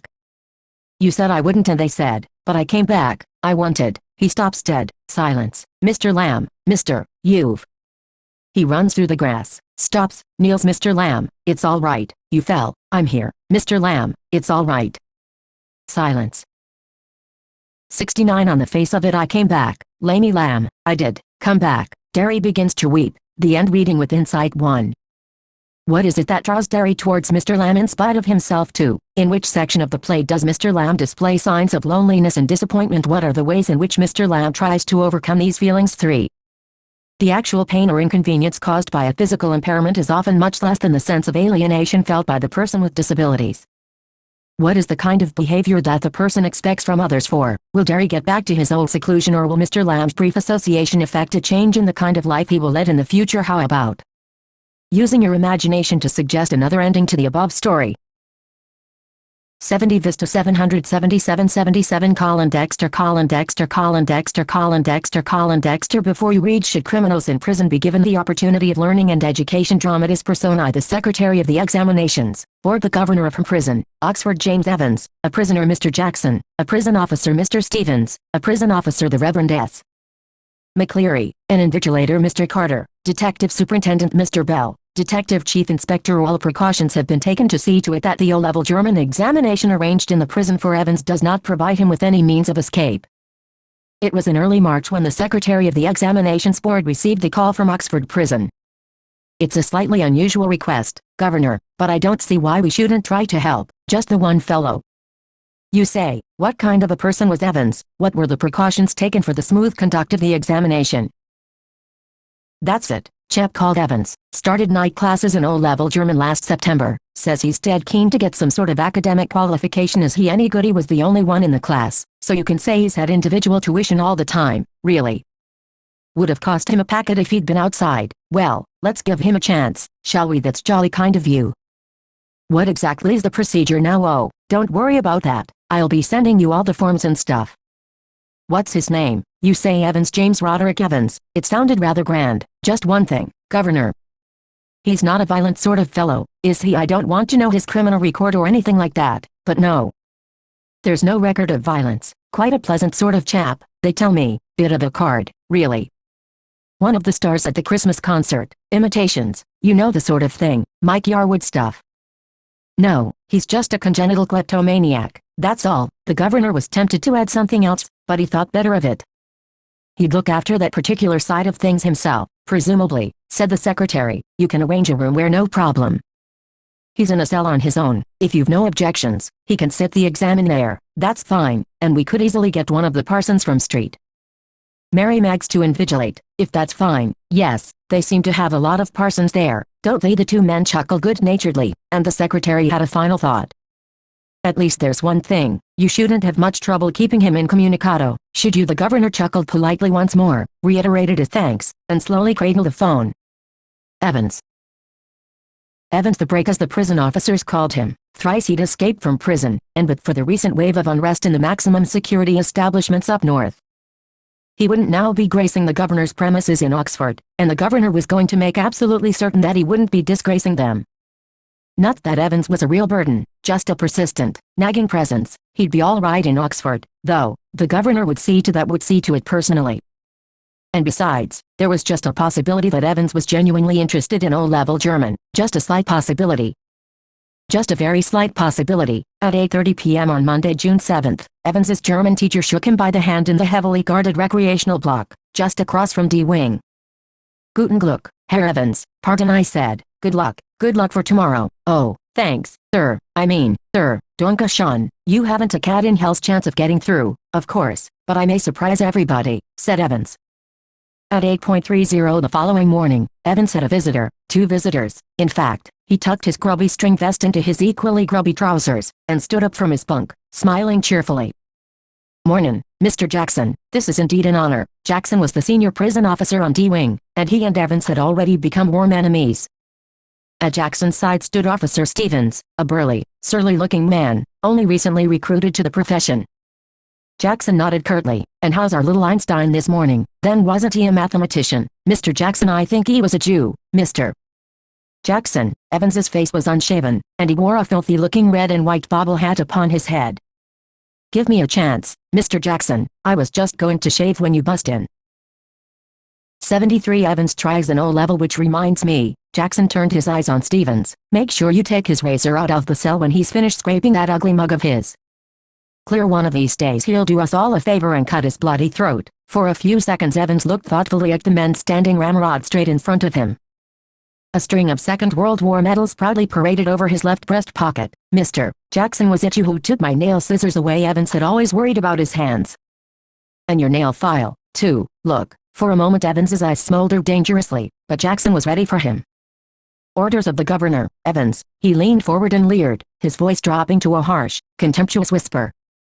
"You want to complain?" Evans shrugged his shoulders lightly. The crisis was over. "You've got half an hour to smarten yourself up, Evans, and take that bloody hat off." "Mia." Evans put his right hand lovingly on top of the filthy woolen, and smiled sadly. "Do you know, Mr. Jackson, it's the only thing that's ever brought me any sort of luck in life. Kinda lucky charm, if you know what I mean. And today I thought, well, with me examined, all that, buried somewhere in Jackson, was a tiny core of compassion, and Evans knew it." 74 Vistas just this once, then, Shirley Temple. If there was one thing that Jackson genuinely loathed about Evans, it was his long, wavy hair, and get shaving. At 8:45 the same morning the Reverend Stuart McCleary left his bachelor flat in Broad Street and stepped out briskly towards Carfax. The weatherman reported temperatures considerably below the normal for early June. And a long black overcoat and a shallow crown clerical hat provided welcome protection from the steady drizzle which had set in half an hour earlier and which now spattered the thick lenses of his spectacles. In his right hand he was carrying a small brown suitcase, which contained all that he would need for his morning duties, including a sealed question paper envelope, a yellow invigilation form, a special authentication card from the examinations board, a paper knife, a Bible he was to speak to the Women's Guild at afternoon on the Book of Ruth, and a current copy of the Church Times. The 2-hour examination was scheduled to start at 9:15 a.m. Evans was lathering his face vigorously when Stevens brought in 2 small square tables and set them opposite each other in the narrow space between the bunk on the one side and on the other a distempered stone wall. Next, Stevens brought in 2 hard chairs, the slightly less spattered of which he placed in front of the table which stood nearer the cell door. Jackson put in a brief final appearance. "Behave yourself, laddie." Evans turned and nodded. "And these?" Jackson pointed to the pin-ups off. Evans turned and nodded again. "I was going to take him down anyway. A minister, isn't he the chap coming to sit in? I mean, and how did you know that?" asked Jackson quietly. "Well, I had to sign some forms, didn't I? And I couldn't help." Evans drew the razor carefully down his left cheek, and left a neat swath in the white lather. "Can I ask you?" 75 Evans tries an O-level something. "Mr. Jackson, why did they have to bug me in this cell?" He nodded his head vaguely to a point above the door. "Not a very neat job," conceded Jackson. "They're not. They don't honestly think I'm going to try to. They're taking no chances, Evans. Nobody in his senses would take any chance with you. Who's going to listen in? I'll tell you who's going to listen in, laddie. It's the governor himself. See, he don't trust you a bloody inch, and nor do I. I'll be watching you like a hawk, Evans, so keep your nose clean." Clear. He walked towards the door. Evans nodded. He'd already thought of that, and number 2 handkerchief was lying ready on the bunk, a neatly folded square of off-white linen. "Just one more thing, Einstein. Yeah, was it good luck, old son, in the little lodge just inside the prison's main gates?" The Reverend S. McCleary signed his name neatly in the visitor's book, and thence walked side by side with the silent prison officer across the exercise yard to D-Wing, where he was greeted by Jackson. The wing's heavy outer door was unlocked, and locked behind them, the heavy inner door the same, and McCleary was handed into Stevens's keeping. "Get the razor," murmured Jackson. Stevens nodded. "Well, keep your eyes skinned." Clear. Stevens nodded again, and McCleary, his feet clanging up the iron stairs, followed his new guide, and finally stood before a cell door, where Stevens opened the peephole and looked through. "That's him, sir." Evans, facing the door, sat quietly at the farther of the 2 tables, his whole attention riveted to a textbook of elementary German grammar. Stevens took the key from its ring, and the cell lock sprang back with a thud, metallic twang. 76 Vistas. It was 9:10 a.m. when the governor switched on the receiver. He had instructed Jackson to tell Evans of the temporary little precaution that was only fair. As if Evans wouldn't spot it, but wasn't it all a bit theatrical, schoolboyish? Almost how on earth was Evans going to try anything on today if he was so anxious to make another break? Why in heaven's name hadn't he tried it from the recreational block much easier? But he hadn't, and there he was now sitting in a locked cell, all the prison officers on the alert, 2 more locked doors between his cell and the yard, and a yard with a wall as high as a haystack. Yes, Evans was as safe as houses. Anyway, it wouldn't be any trouble at all to have the receiver turned on for the next couple of hours or so. It wasn't as if there was going to be anything to listen to, was it? Amongst other things, an invigilator's duty was to ensure that the strictest silence was observed. But still that little nagging doubt, might Evans try to take advantage of McCleary, get him to smuggle in a chisel or two, or a rope ladder, or the governor sat up sharply. It was all very well getting rid of any potential weapon that Evans could have used, but what about McCleary? What if? Quite unwittingly, the innocent McCleary had brought in something himself, a jackknife, perhaps, and what if Evans held him hostage with such a weapon? The governor reached for the phone. It was 9:12 a.m. The examinee and the invigilator had already been introduced by Stevens when Jackson came back and shouted to McCleary through the cell door. "Can you come outside a minute, sir?" "You too, Stevens," Jackson quickly explained the governor's worries, and McCleary patiently held out his arms at shoulder level whilst Jackson lightly frisked his clothes. "Something hard here, sir, my reading glasses," replied McCleary, looking down at the spectacle case.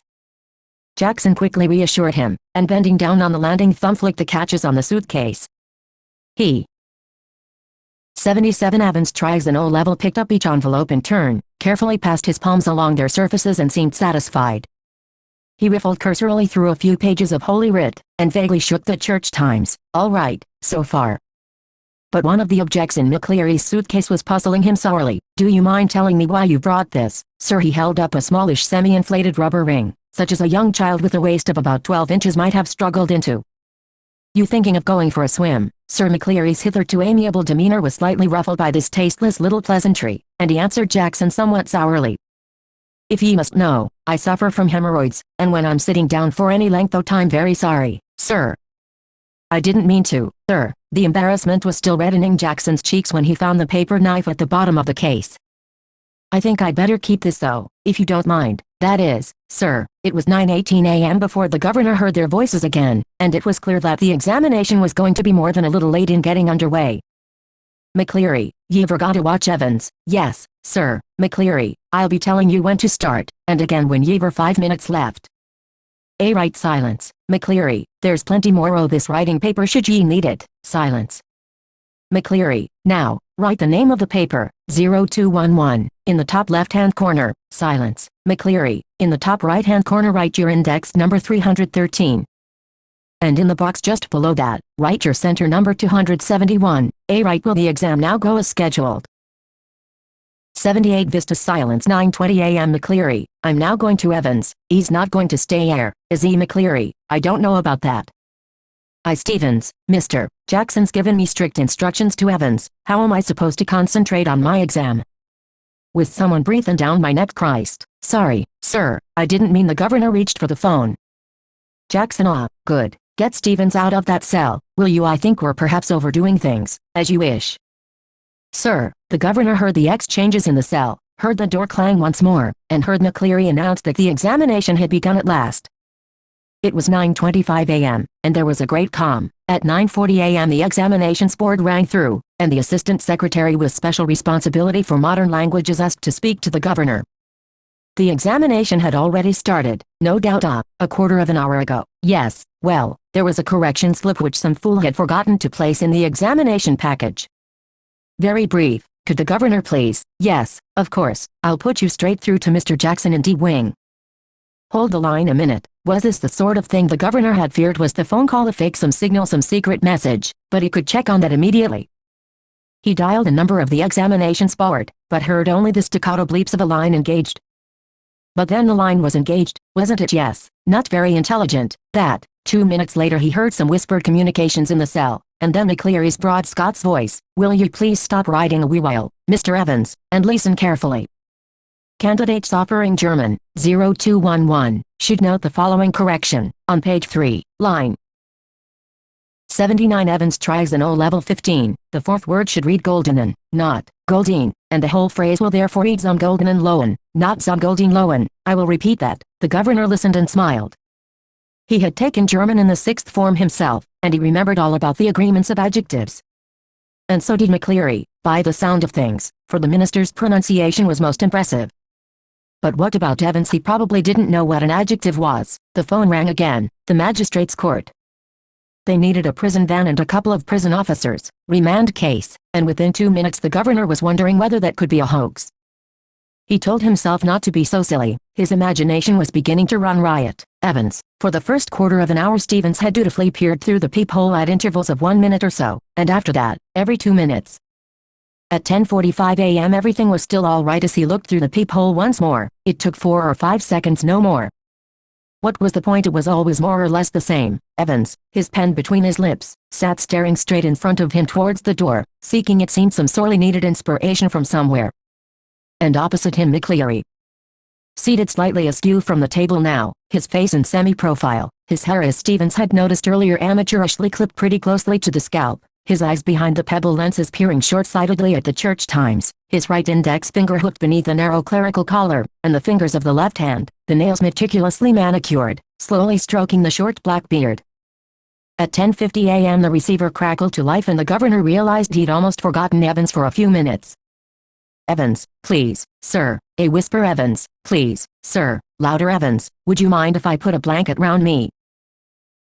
Shoulders, sir, it's a bit parking in air, isn't it? Silence. Evans, there's one on me bunk air, sir. McCleary, be quick about it. Silence.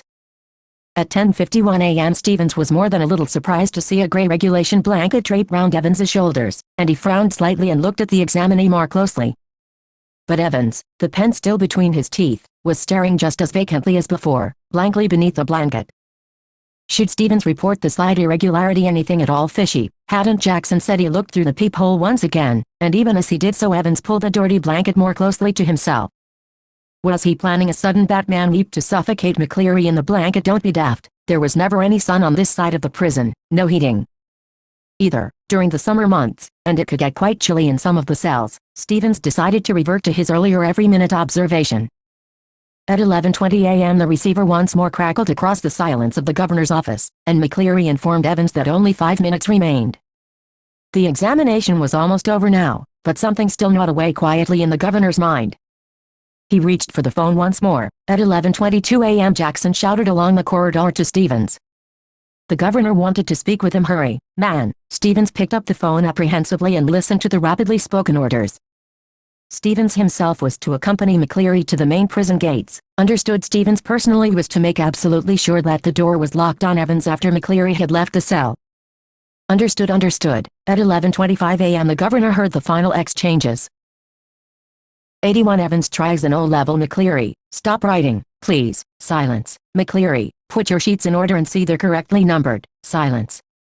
Scraping of chairs and tables. Evans, thank you very much, sir. McCleary, right, was it? Evans, not too bad. McCleary, good. Mr. Stevens, very loud. The governor heard the door clang for the last time. The examination was over. How did he get on, do you think? Asked Stevens as he walked beside McCleary to the main gates. I kinda think he's distinguished himself, I'm afraid. His Scots accent seemed broader than ever, and his long black overcoat, reaching almost to his knees, fostered the illusion that he had suddenly grown slimmer. Stevens felt pleased that the governor had asked him, and not Jackson, to see McCleary off the premises, and all in all the morning had gone pretty well. But something stopped him from making his way directly to the canteen for a belated cup of coffee.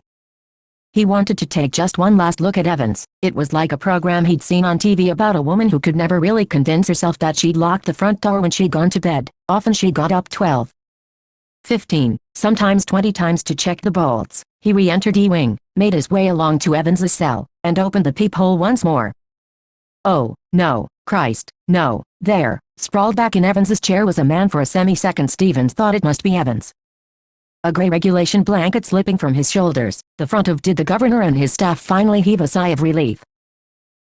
82 Vistas. His closely cropped, irregularly tufted hair awash with fierce red blood which had dripped already through the small black beard, and was even now spreading horribly over the white clerical collar and down into the black clerical front. Stevens shouted wildly for Jackson, and the words appeared to penetrate the curtain of blood that veiled McCleary's ears. For the minister's hand felt feebly for a handkerchief from his pocket, and held it to his bleeding head, the blood seeping slowly through the white linen. He gave a long low moan, and tried to speak, but his voice trailed away, and by the time Jackson had arrived and dispatched Stevens to ring the police and the ambulance, the handkerchief was a sticky, squelchy wad of cloth. McCleary slowly raised himself, his face twisted tightly with pain. "Dinna worry about the ambulance, man, I'm alright. I'm alright, get the police, I know where." He closed his eyes and another drip of blood splashed like a huge red raindrop on the wooden floor. His hand felt along the table, found the German question paper, and grasped it tightly in his blood-stained hand. "Get the governor, I know where Evans." Almost immediately sirens were sounding, prison officers barked orders, puzzled prisoners pushed their way along the corridors, doors were banged and bolted, and phones were ringing everywhere. And within a minute McCleary, with Jackson and Stevens supporting him on either side, his face now streaked and caked with drying blood, was greeted in the prison yard by the governor, perplexed and grim. "We must get you to hospital immediately, I just don't ever call the police." Yes. "They're on their way, but I'm alright. Look here." Awkwardly he opened the German question paper and thrust it before the governor's face. "It's there, do ye see what I mean?" The governor looked down and realized what McCleary was trying to tell him. A photocopied sheet had been carefully and cleverly superimposed over the last originally blank page of the question paper. 83 Evans tries an O-level. "Ye see what they've done, Governor, ye see." His voice trailed off again.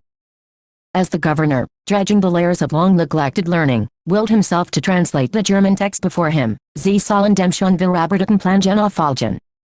Der Wichtige Zeitpunkt ist 3 Minuten vor Ende des Examens." You must follow the plan already something. The vital point in time is 3 minutes before the end of the examination, but something. Don't hit him too hard, remember, he's a minister, and don't overdo the Scots accent when a fast-approaching siren wailed to its crescendo. The great doors of the prison yard were pushed back, and a white police car squealed to a jerky halt beside them. Detective Superintendent Carter swung himself out of the passenger seat and saluted the governor. "What the hell's happening, Sir Ann?" Turning to McCleary. "Christ, who's hit him?" But McCleary cut across whatever explanation the governor might have given.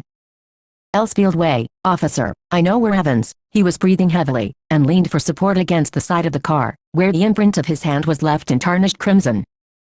In bewilderment Carter looked to the governor for guidance. "What, take him with you, if you think he'll be all right?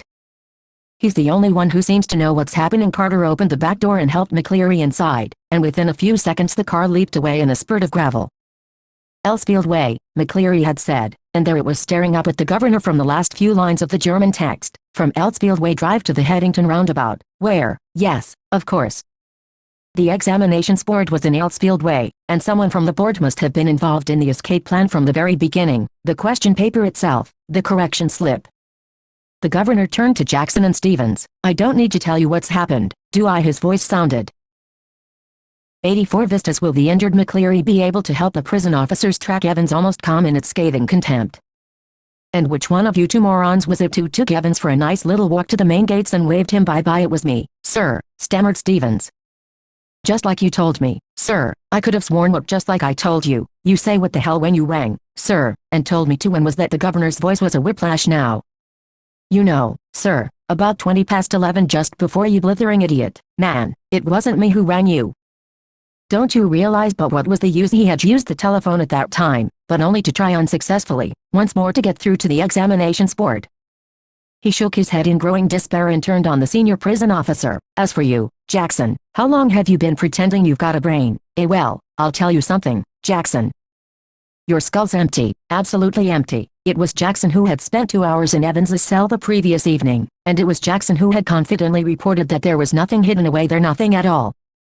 And yet Evans had somehow managed to conceal not only a false beard, a pair of spectacles, a dog collar and all the rest of his clerical paraphernalia, but also some sort of weapon with which he'd given McCleary such a terrible blow across the head.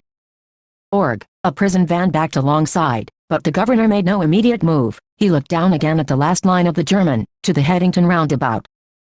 Where you go straight over and make your way to Newgraben." Newgraben? Where on earth? Knew something. Newgrave? Never heard of it. There was a war grave, somewhere near Reading, but, no, it was probably a code word, and then it hit him. Newbury, God, yes, Newbury was a pretty big sort of place, but He rapped out his orders to the driver. "St. Aldits Police Station, and step on it. Take Jackson and Stevens here, and when you get there ask for Bell." Chief Inspector Bell. Got that. He leaped the stairs to his office 3 at a time, got Bell on the phone immediately, and put the facts before him.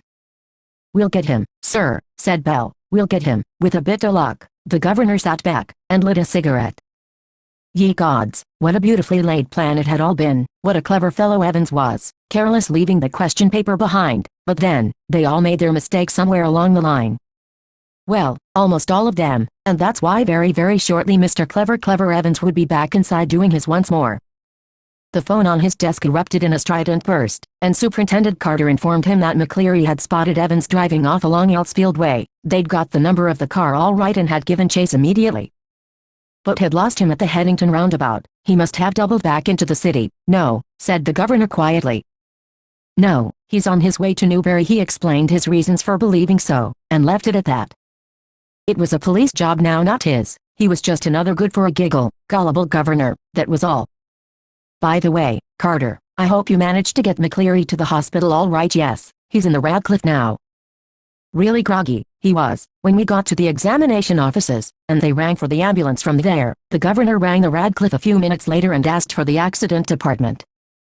"McCleary, you say yes, he's a parson. Will the clues left behind on the question paper put Evans back in prison again?" "I don't think there's anyone." "Yes, there is. You'll find one of your ambulances picked him up from Elsfield Way about that." "Yes, we sent an ambulance all right, but when we got there, the fellow had gone. No one seemed to know where he was. Just vanished. Not a sign." But the governor was no longer listening, and the truth seemed to hit him with an almost physical impact somewhere in the back of his neck. A quarter of an hour later they found the Reverend S. McCleary, securely bound and gagged, in his study in Broad Street. He'd been there, he said, since 8:15 a.m., when 2 men had called in. Inquiries in Newbury throughout the afternoon produced nothing. Nothing at all, and by tea time everyone in the prison knew what had happened. It had not been Evans, impersonating McCleary, who had walked out. It had been Evans, impersonating McCleary, who had stayed in. The fish and chips were delicious, and after a gentle stroll round the center of Chipping Norton, Evans decided to return to the hotel and have an early night. A smart new hat concealed the wreckage of his closely cropped hair, and he kept it on as he walked up to the reception desk of the Golden Lion. It would take a good while for his hair to regain its former glories, but what the hell did that matter? He was out again. Wasn't he a bit of bad luck, that, when Jackson had pinched his scissors, for it had meant a long and tricky operation with his only razor blade the previous night. But he'd had his good luck, too. Just think, if Jackson had made him take his bobble hat off, phew, that really had been a close call. Still, old Jackson wasn't such a bad fellow. One of the worst things funny, really had been the beard. He'd always been allergic to sticking plaster, and even now his chin was irritatingly sore and red. Where did Evans go? 87 Evans tries an O-level. The receptionist wasn't the same girl who booked him in, but the change was definitely for the better. As he collected his key, he gave her his best smile, told her he wouldn't be bothering with breakfast, ordered the Daily Express, and asked for an early morning call at 6:45 a.m. Tomorrow was going to be another busy day, he whistled softly to himself as he walked up the broad stairs. He'd sort of liked the idea of being dressed up as a minister, dog collar and everything. Yes, it had been a jolly good idea for McCleary to wear 2 black fronts, 2 collars. But that top collar, phew. It had kept on slipping off the back stud, and there had been that one panicky moment when McCleary had only just got his hand up to his neck in time to stop the collars springing apart before Stevens. They'd got that little problem worked out all right, though, a pen stuck in the mouth whenever the evil eye had appeared at the peephole. Easy, but all that fiddling about under the blanket with the black front and the stud at the back of the collar, that had been far more difficult than they'd ever bargained for. Everything else had gone beautifully smoothly, though. In the car he'd found everything they'd promised him: soap and water, clothes, the map, yes, the map, of course. The Ordnance Survey map of Oxfordshire. He'd got some good friends, some very clever friends. Christ, he unlocked his bedroom door and closed it quietly behind him and then stood frozen to the spot, like a man who has just caught a glimpse of the Gorgon. Sitting on the narrow bed was the very last man in the world that Evans had expected or wanted to see. "It's not worth trying anything," said the governor quietly, as Evans's eyes darted desperately around the room. "I've got men all round the place." Well, there were only 2, really, but Evans needn't know that. He let the word sink in.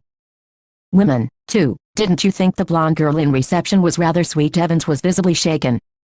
He sat down slowly in the only chair the small room could offer, and held his head between his hands. For several minutes there was utter silence. 88 Vistas finally, he spoke. It was that bloody correction slip, I suppose. We all. The governor failed to mask the deep satisfaction in his voice. There are a few people who know a little German. Slowly, very slowly, Evans relaxed. He was beaten and he knew it. He sat up at last, and managed to smile ruefully. You know, it wasn't really a mistake. You see, we hadn't been able to fix up any auto, but we could have worked that some other way. No. The really important thing was for the phone to ring just before the exam finished to get everyone out of the way for a couple of minutes. So we had to know exactly when the exam started, didn't we? 89 Evans tries an O-level and, like a fool, I presented you with that little piece of information on a plate. Well, somebody did. So, you see, sir, that correction slip killed two little birds with a single stone. Didn't fit the name of the yodel for me, and the exact time the exam started for, the governor nodded. It's a pretty common word. Good job, it is pretty common, sir, or I'd never have known where to come to, would I? Nice name, though, Zum Golden and Lowen. How did you know which golden lion it was? There's hundreds of 'em same as you, Evans. Index number 313, center number 271. Remember 6 figures, and if you take an ordnance survey map for Oxfordshire, you find that the 6-figure reference 313-271 lands you bang in the middle of Chipping Norton. Yeah, you're right. We'd hoped you'd run off to Newbury. We did. Well, that's something, I suppose. That question paper, Evans.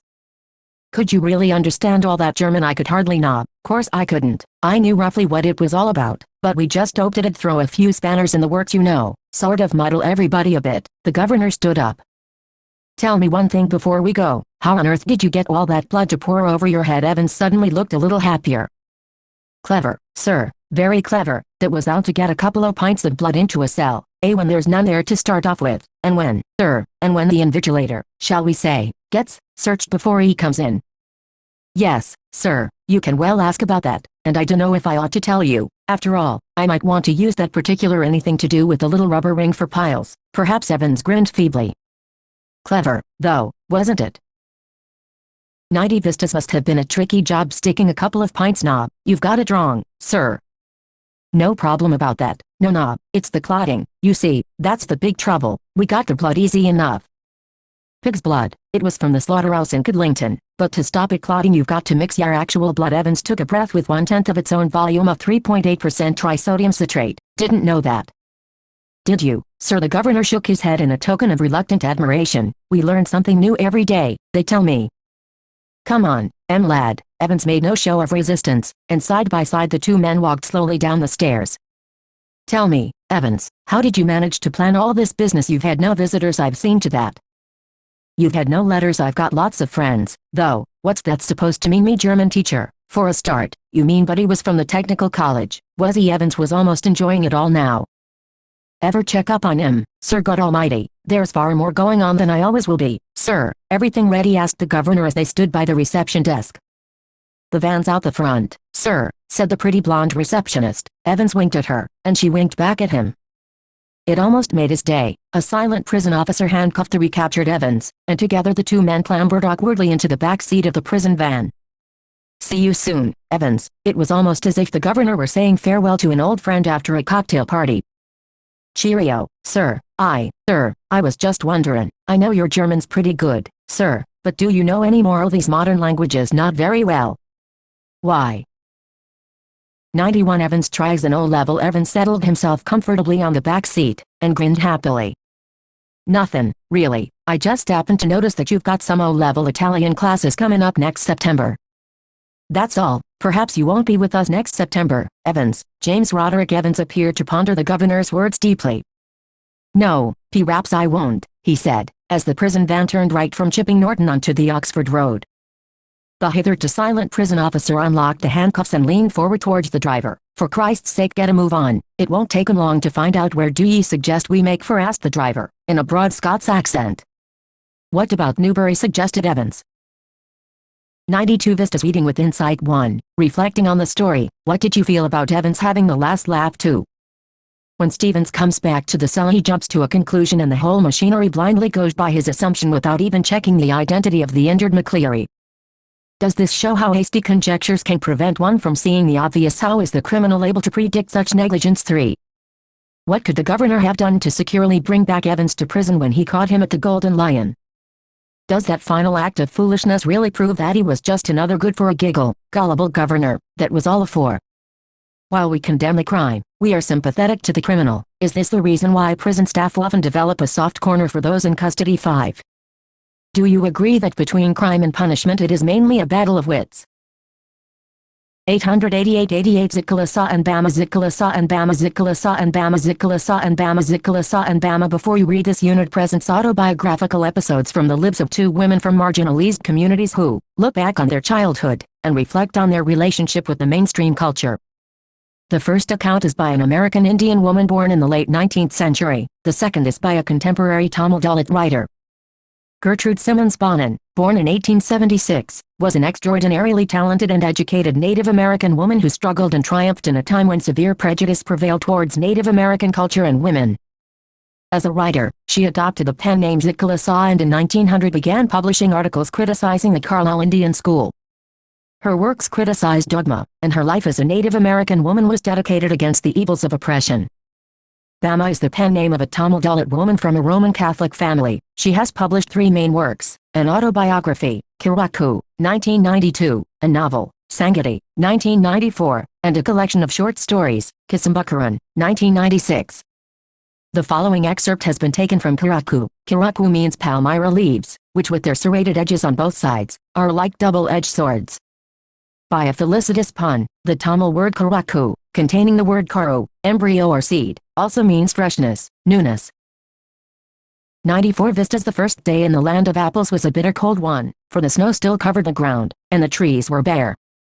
A large bell rang for breakfast, its loud metallic voice crashing through the belfry overhead and into our sensitive ears.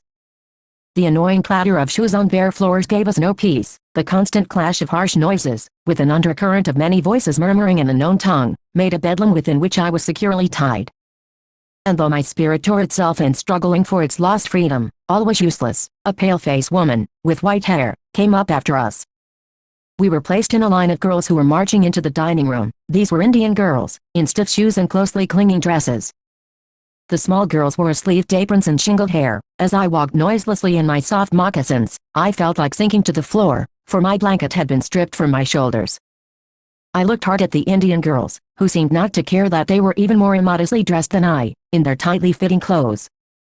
While we marched in, the boys entered at an opposite door. I watched for the 3 young braves who came in our party. I spied them in the rear ranks, looking as uncomfortable as I felt. A small bell was tapped, and each of the pupils drew a chair from under the table. Supposing this act meant they were to be seated, I pulled out mine and at once slipped into it from one side. But when I turned my head, I saw that I was the only one seated, and all the rest at our table remained standing. Just as I began to rise, looking shyly around to see how chairs were to be used, a second bell was sounded. All were seated at last, and I had to crawl back into my chair again. I heard a man's voice at one end of the hall, and I looked around to see him.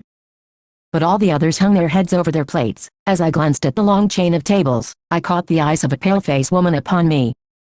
Immediately I dropped my eyes, wondering why I was so keenly watched by the strange woman. The man ceased his mutterings, and then a third bell was tapped. Every Zikala Sa. 95 Memories of childhood. One picked up his knife and fork and began eating. I began crying instead, for by this time I was afraid to venture anything more. But this eating by formula was not the hardest trial in that first day. Late in the morning, my friend Judwin gave me a terrible warning. Judwin knew a few words of English, and she had overheard the pale-faced woman talk about cutting our long, heavy hair. Our mothers had taught us that only unskilled warriors who were captured had their hair shingled by the enemy. Among our people, short hair was worn by mourners, and shingled hair by cowards. We discussed our fate some moments, and when Judwin said, "We have to submit, because they are strong," I rebelled. "No, I will not submit, I will struggle first," I answered. I watched my chance, and when no one noticed, I disappeared. I crept up the stairs as quietly as I could in my squeaking shoes. My moccasins had been exchanged for shoes. Along the hall I passed, without knowing whither I was going. Turning aside to an open door, I found a large room with 3 white beds in it. The windows were covered with dark green curtains, which made the room very dim. Thankful that no one was there, I directed my steps toward the corner farthest from the door. On my hands and knees I crawled under the bed, and huddled myself in the dark corner. From my hiding place I peered out, shuddering with fear whenever I heard footsteps nearby. Though in the hall loud voices were calling my name, and I knew that even Judean 96 Vistas was searching for me. I did not open my mouth to answer. Then the steps were quickened and the voices became excited. The sounds came nearer and nearer. Women and girls entered the room. I held my breath and watched them open closet doors and peep behind large trunks. Someone threw up the curtains, and the room was filled with sudden light. What caused them to stoop and look under the bed I do not know. I remember being dragged out, though I resisted by kicking and scratching wildly. In spite of myself, I was carried downstairs and tied fast in a chair. I cried aloud, shaking my head all the while until I felt the cold blades of the scissors against my neck, and heard them gnaw off one of my thick braids. Then I lost my spirit. Since the day I was taken from my mother I had suffered extreme indignities. People had stared at me, I had been tossed about in the air like a wooden puppet, and now my long hair was shingled like a coward's. In my anguish I moaned for my mother, but no one came to comfort me. Not a soul reasoned quietly with me, as my own mother used to do, for now I was only one of many little animals driven by a herder. When I was studying in the 3rd class, I hadn't yet heard people speak openly of untouchability. But I had already seen, felt, experienced and been humiliated by what it is. I was walking home from school one day, an old bag hanging from my shoulder. It was actually possible to walk the distance in 10 minutes, but usually it would take me 30 minutes at the very least to reach home. It would take me from half an hour to an hour to dawdle along, watching all the fun and games that were going on, all the entertaining novelties and oddities as the streets, the shops and the bazaar.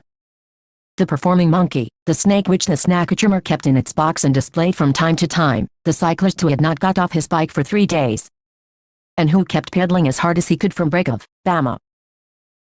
97 memories of childhood day, the rupee notes that were pinned onto his shirt to spur him on, the spinning wheels, the Marietta temple. The huge bell hanging there, the pongal offerings being cooked in front of the temple, the dried fish stall by the statue of Gandhi, the sweet stall, the stall selling fried snacks, and all the other shops next to each other, the street light always demonstrating how it could change from blue to violet, the Narakuravan hunter gypsy with his wild lemur in cages, selling needles, clay beads and instruments for cleaning out the ears. Oh, I could go on and on. Each thing would pull me to a standstill and not allow me to go any further. At times, people from various political parties would arrive, put up a stage and harangue us through their mics. Then there might be a street play, or a puppet show, or a no magic, no miracle stunt performance. All these would happen from time to time, but almost certainly there would be some entertainment or other going on. Even otherwise, there were the coffee clubs in the bazaar, the way each waiter cooled the coffee, lifting a tumbler high up and pouring its contents into a tumbler held in his other hand. Or the way some people sat in front of the shops chopping up onion, their eyes turned elsewhere so that they would not smart. Or the almond tree growing there and its fruit which was occasionally blown down by the wind. All these sights taken together would tether my legs and stop me from going home. And then, according to the season, there would be mango, cucumber, sugar cane, sweet potato, palm shoots, gram, palm syrup and palm fruit, guavas and jackfruit. Every day I would see people selling sweet and savory fried snacks, payasam, halva, boiled tamarind seeds and ice lollies. Gazing at all this, one day, I came to my street, my bag slung over my shoulder. At the opposite corner, though, a threshing floor had been set up, and the landlord watched the proceedings, seated on a piece of sacking spread over a stone ledge.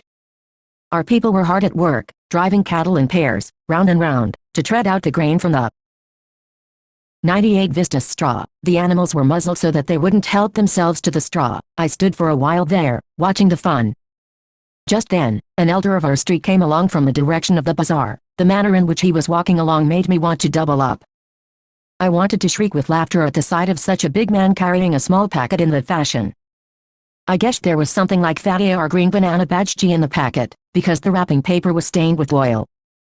He came along, holding out the packet by its string, without touching it. I stood there thinking to myself, if he holds it like that, won't the package come undone? And the vades fall out. The elder went straight up to the landlord, bowed low and extended the packet towards him, cupping the hand that held the string with his other hand.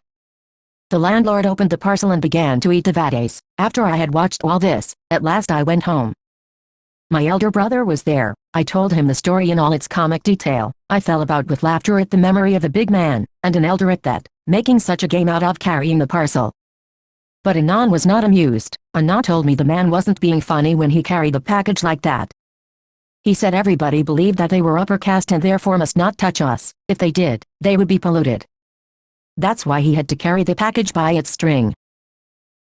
99 memories of childhood. When I heard this, I didn't want to laugh anymore, and I felt terribly sad. How could they believe that it was disgusting if one of us held that package in his hands, even though the vade had been wrapped first in a banana leaf, and then parceled in paper? I felt so provoked and angry that I wanted to touch those wretched vades myself straight away. Why should we have to fetch and carry for these people, I wondered. Such an important elder of ours goes meekly to the shops to fetch snacks and hands them over reverently, bowing and shrinking, to this fellow who just sits there and stuffs them into his mouth. The thought of it infuriated me. How was it that these fellows thought so much of themselves because they had scraped 4 coins together? Did that mean they must lose all human feelings? But we too are human beings. Our people should never run these petty errands for these fellows. We should work in their fields, take home our wages, and leave it at that. My elder brother, who was studying at a university, had come home for the holidays. He would often go to the library in our neighboring village in order to borrow books. He was on his way home one day, walking along the banks of the irrigation tank. One of the landlord's men came up behind him. He thought my Anand looked unfamiliar, and so he asked, "Who are you, Appa? What's your name?" Anand told him his name. Immediately the other man asked, "Thambi, on which street do you live?" The point of this was that if he knew on which street we lived, he would know our caste too. Anand told me all these things, and he added, "Because we are born into this community, we are never given any honor or dignity or respect. We are stripped of all that. But if we study and make progress, we can throw away these indignities, so study with care, learn all you can. If you are always ahead in your lessons, people will come to you of their own accord and attach themselves to you.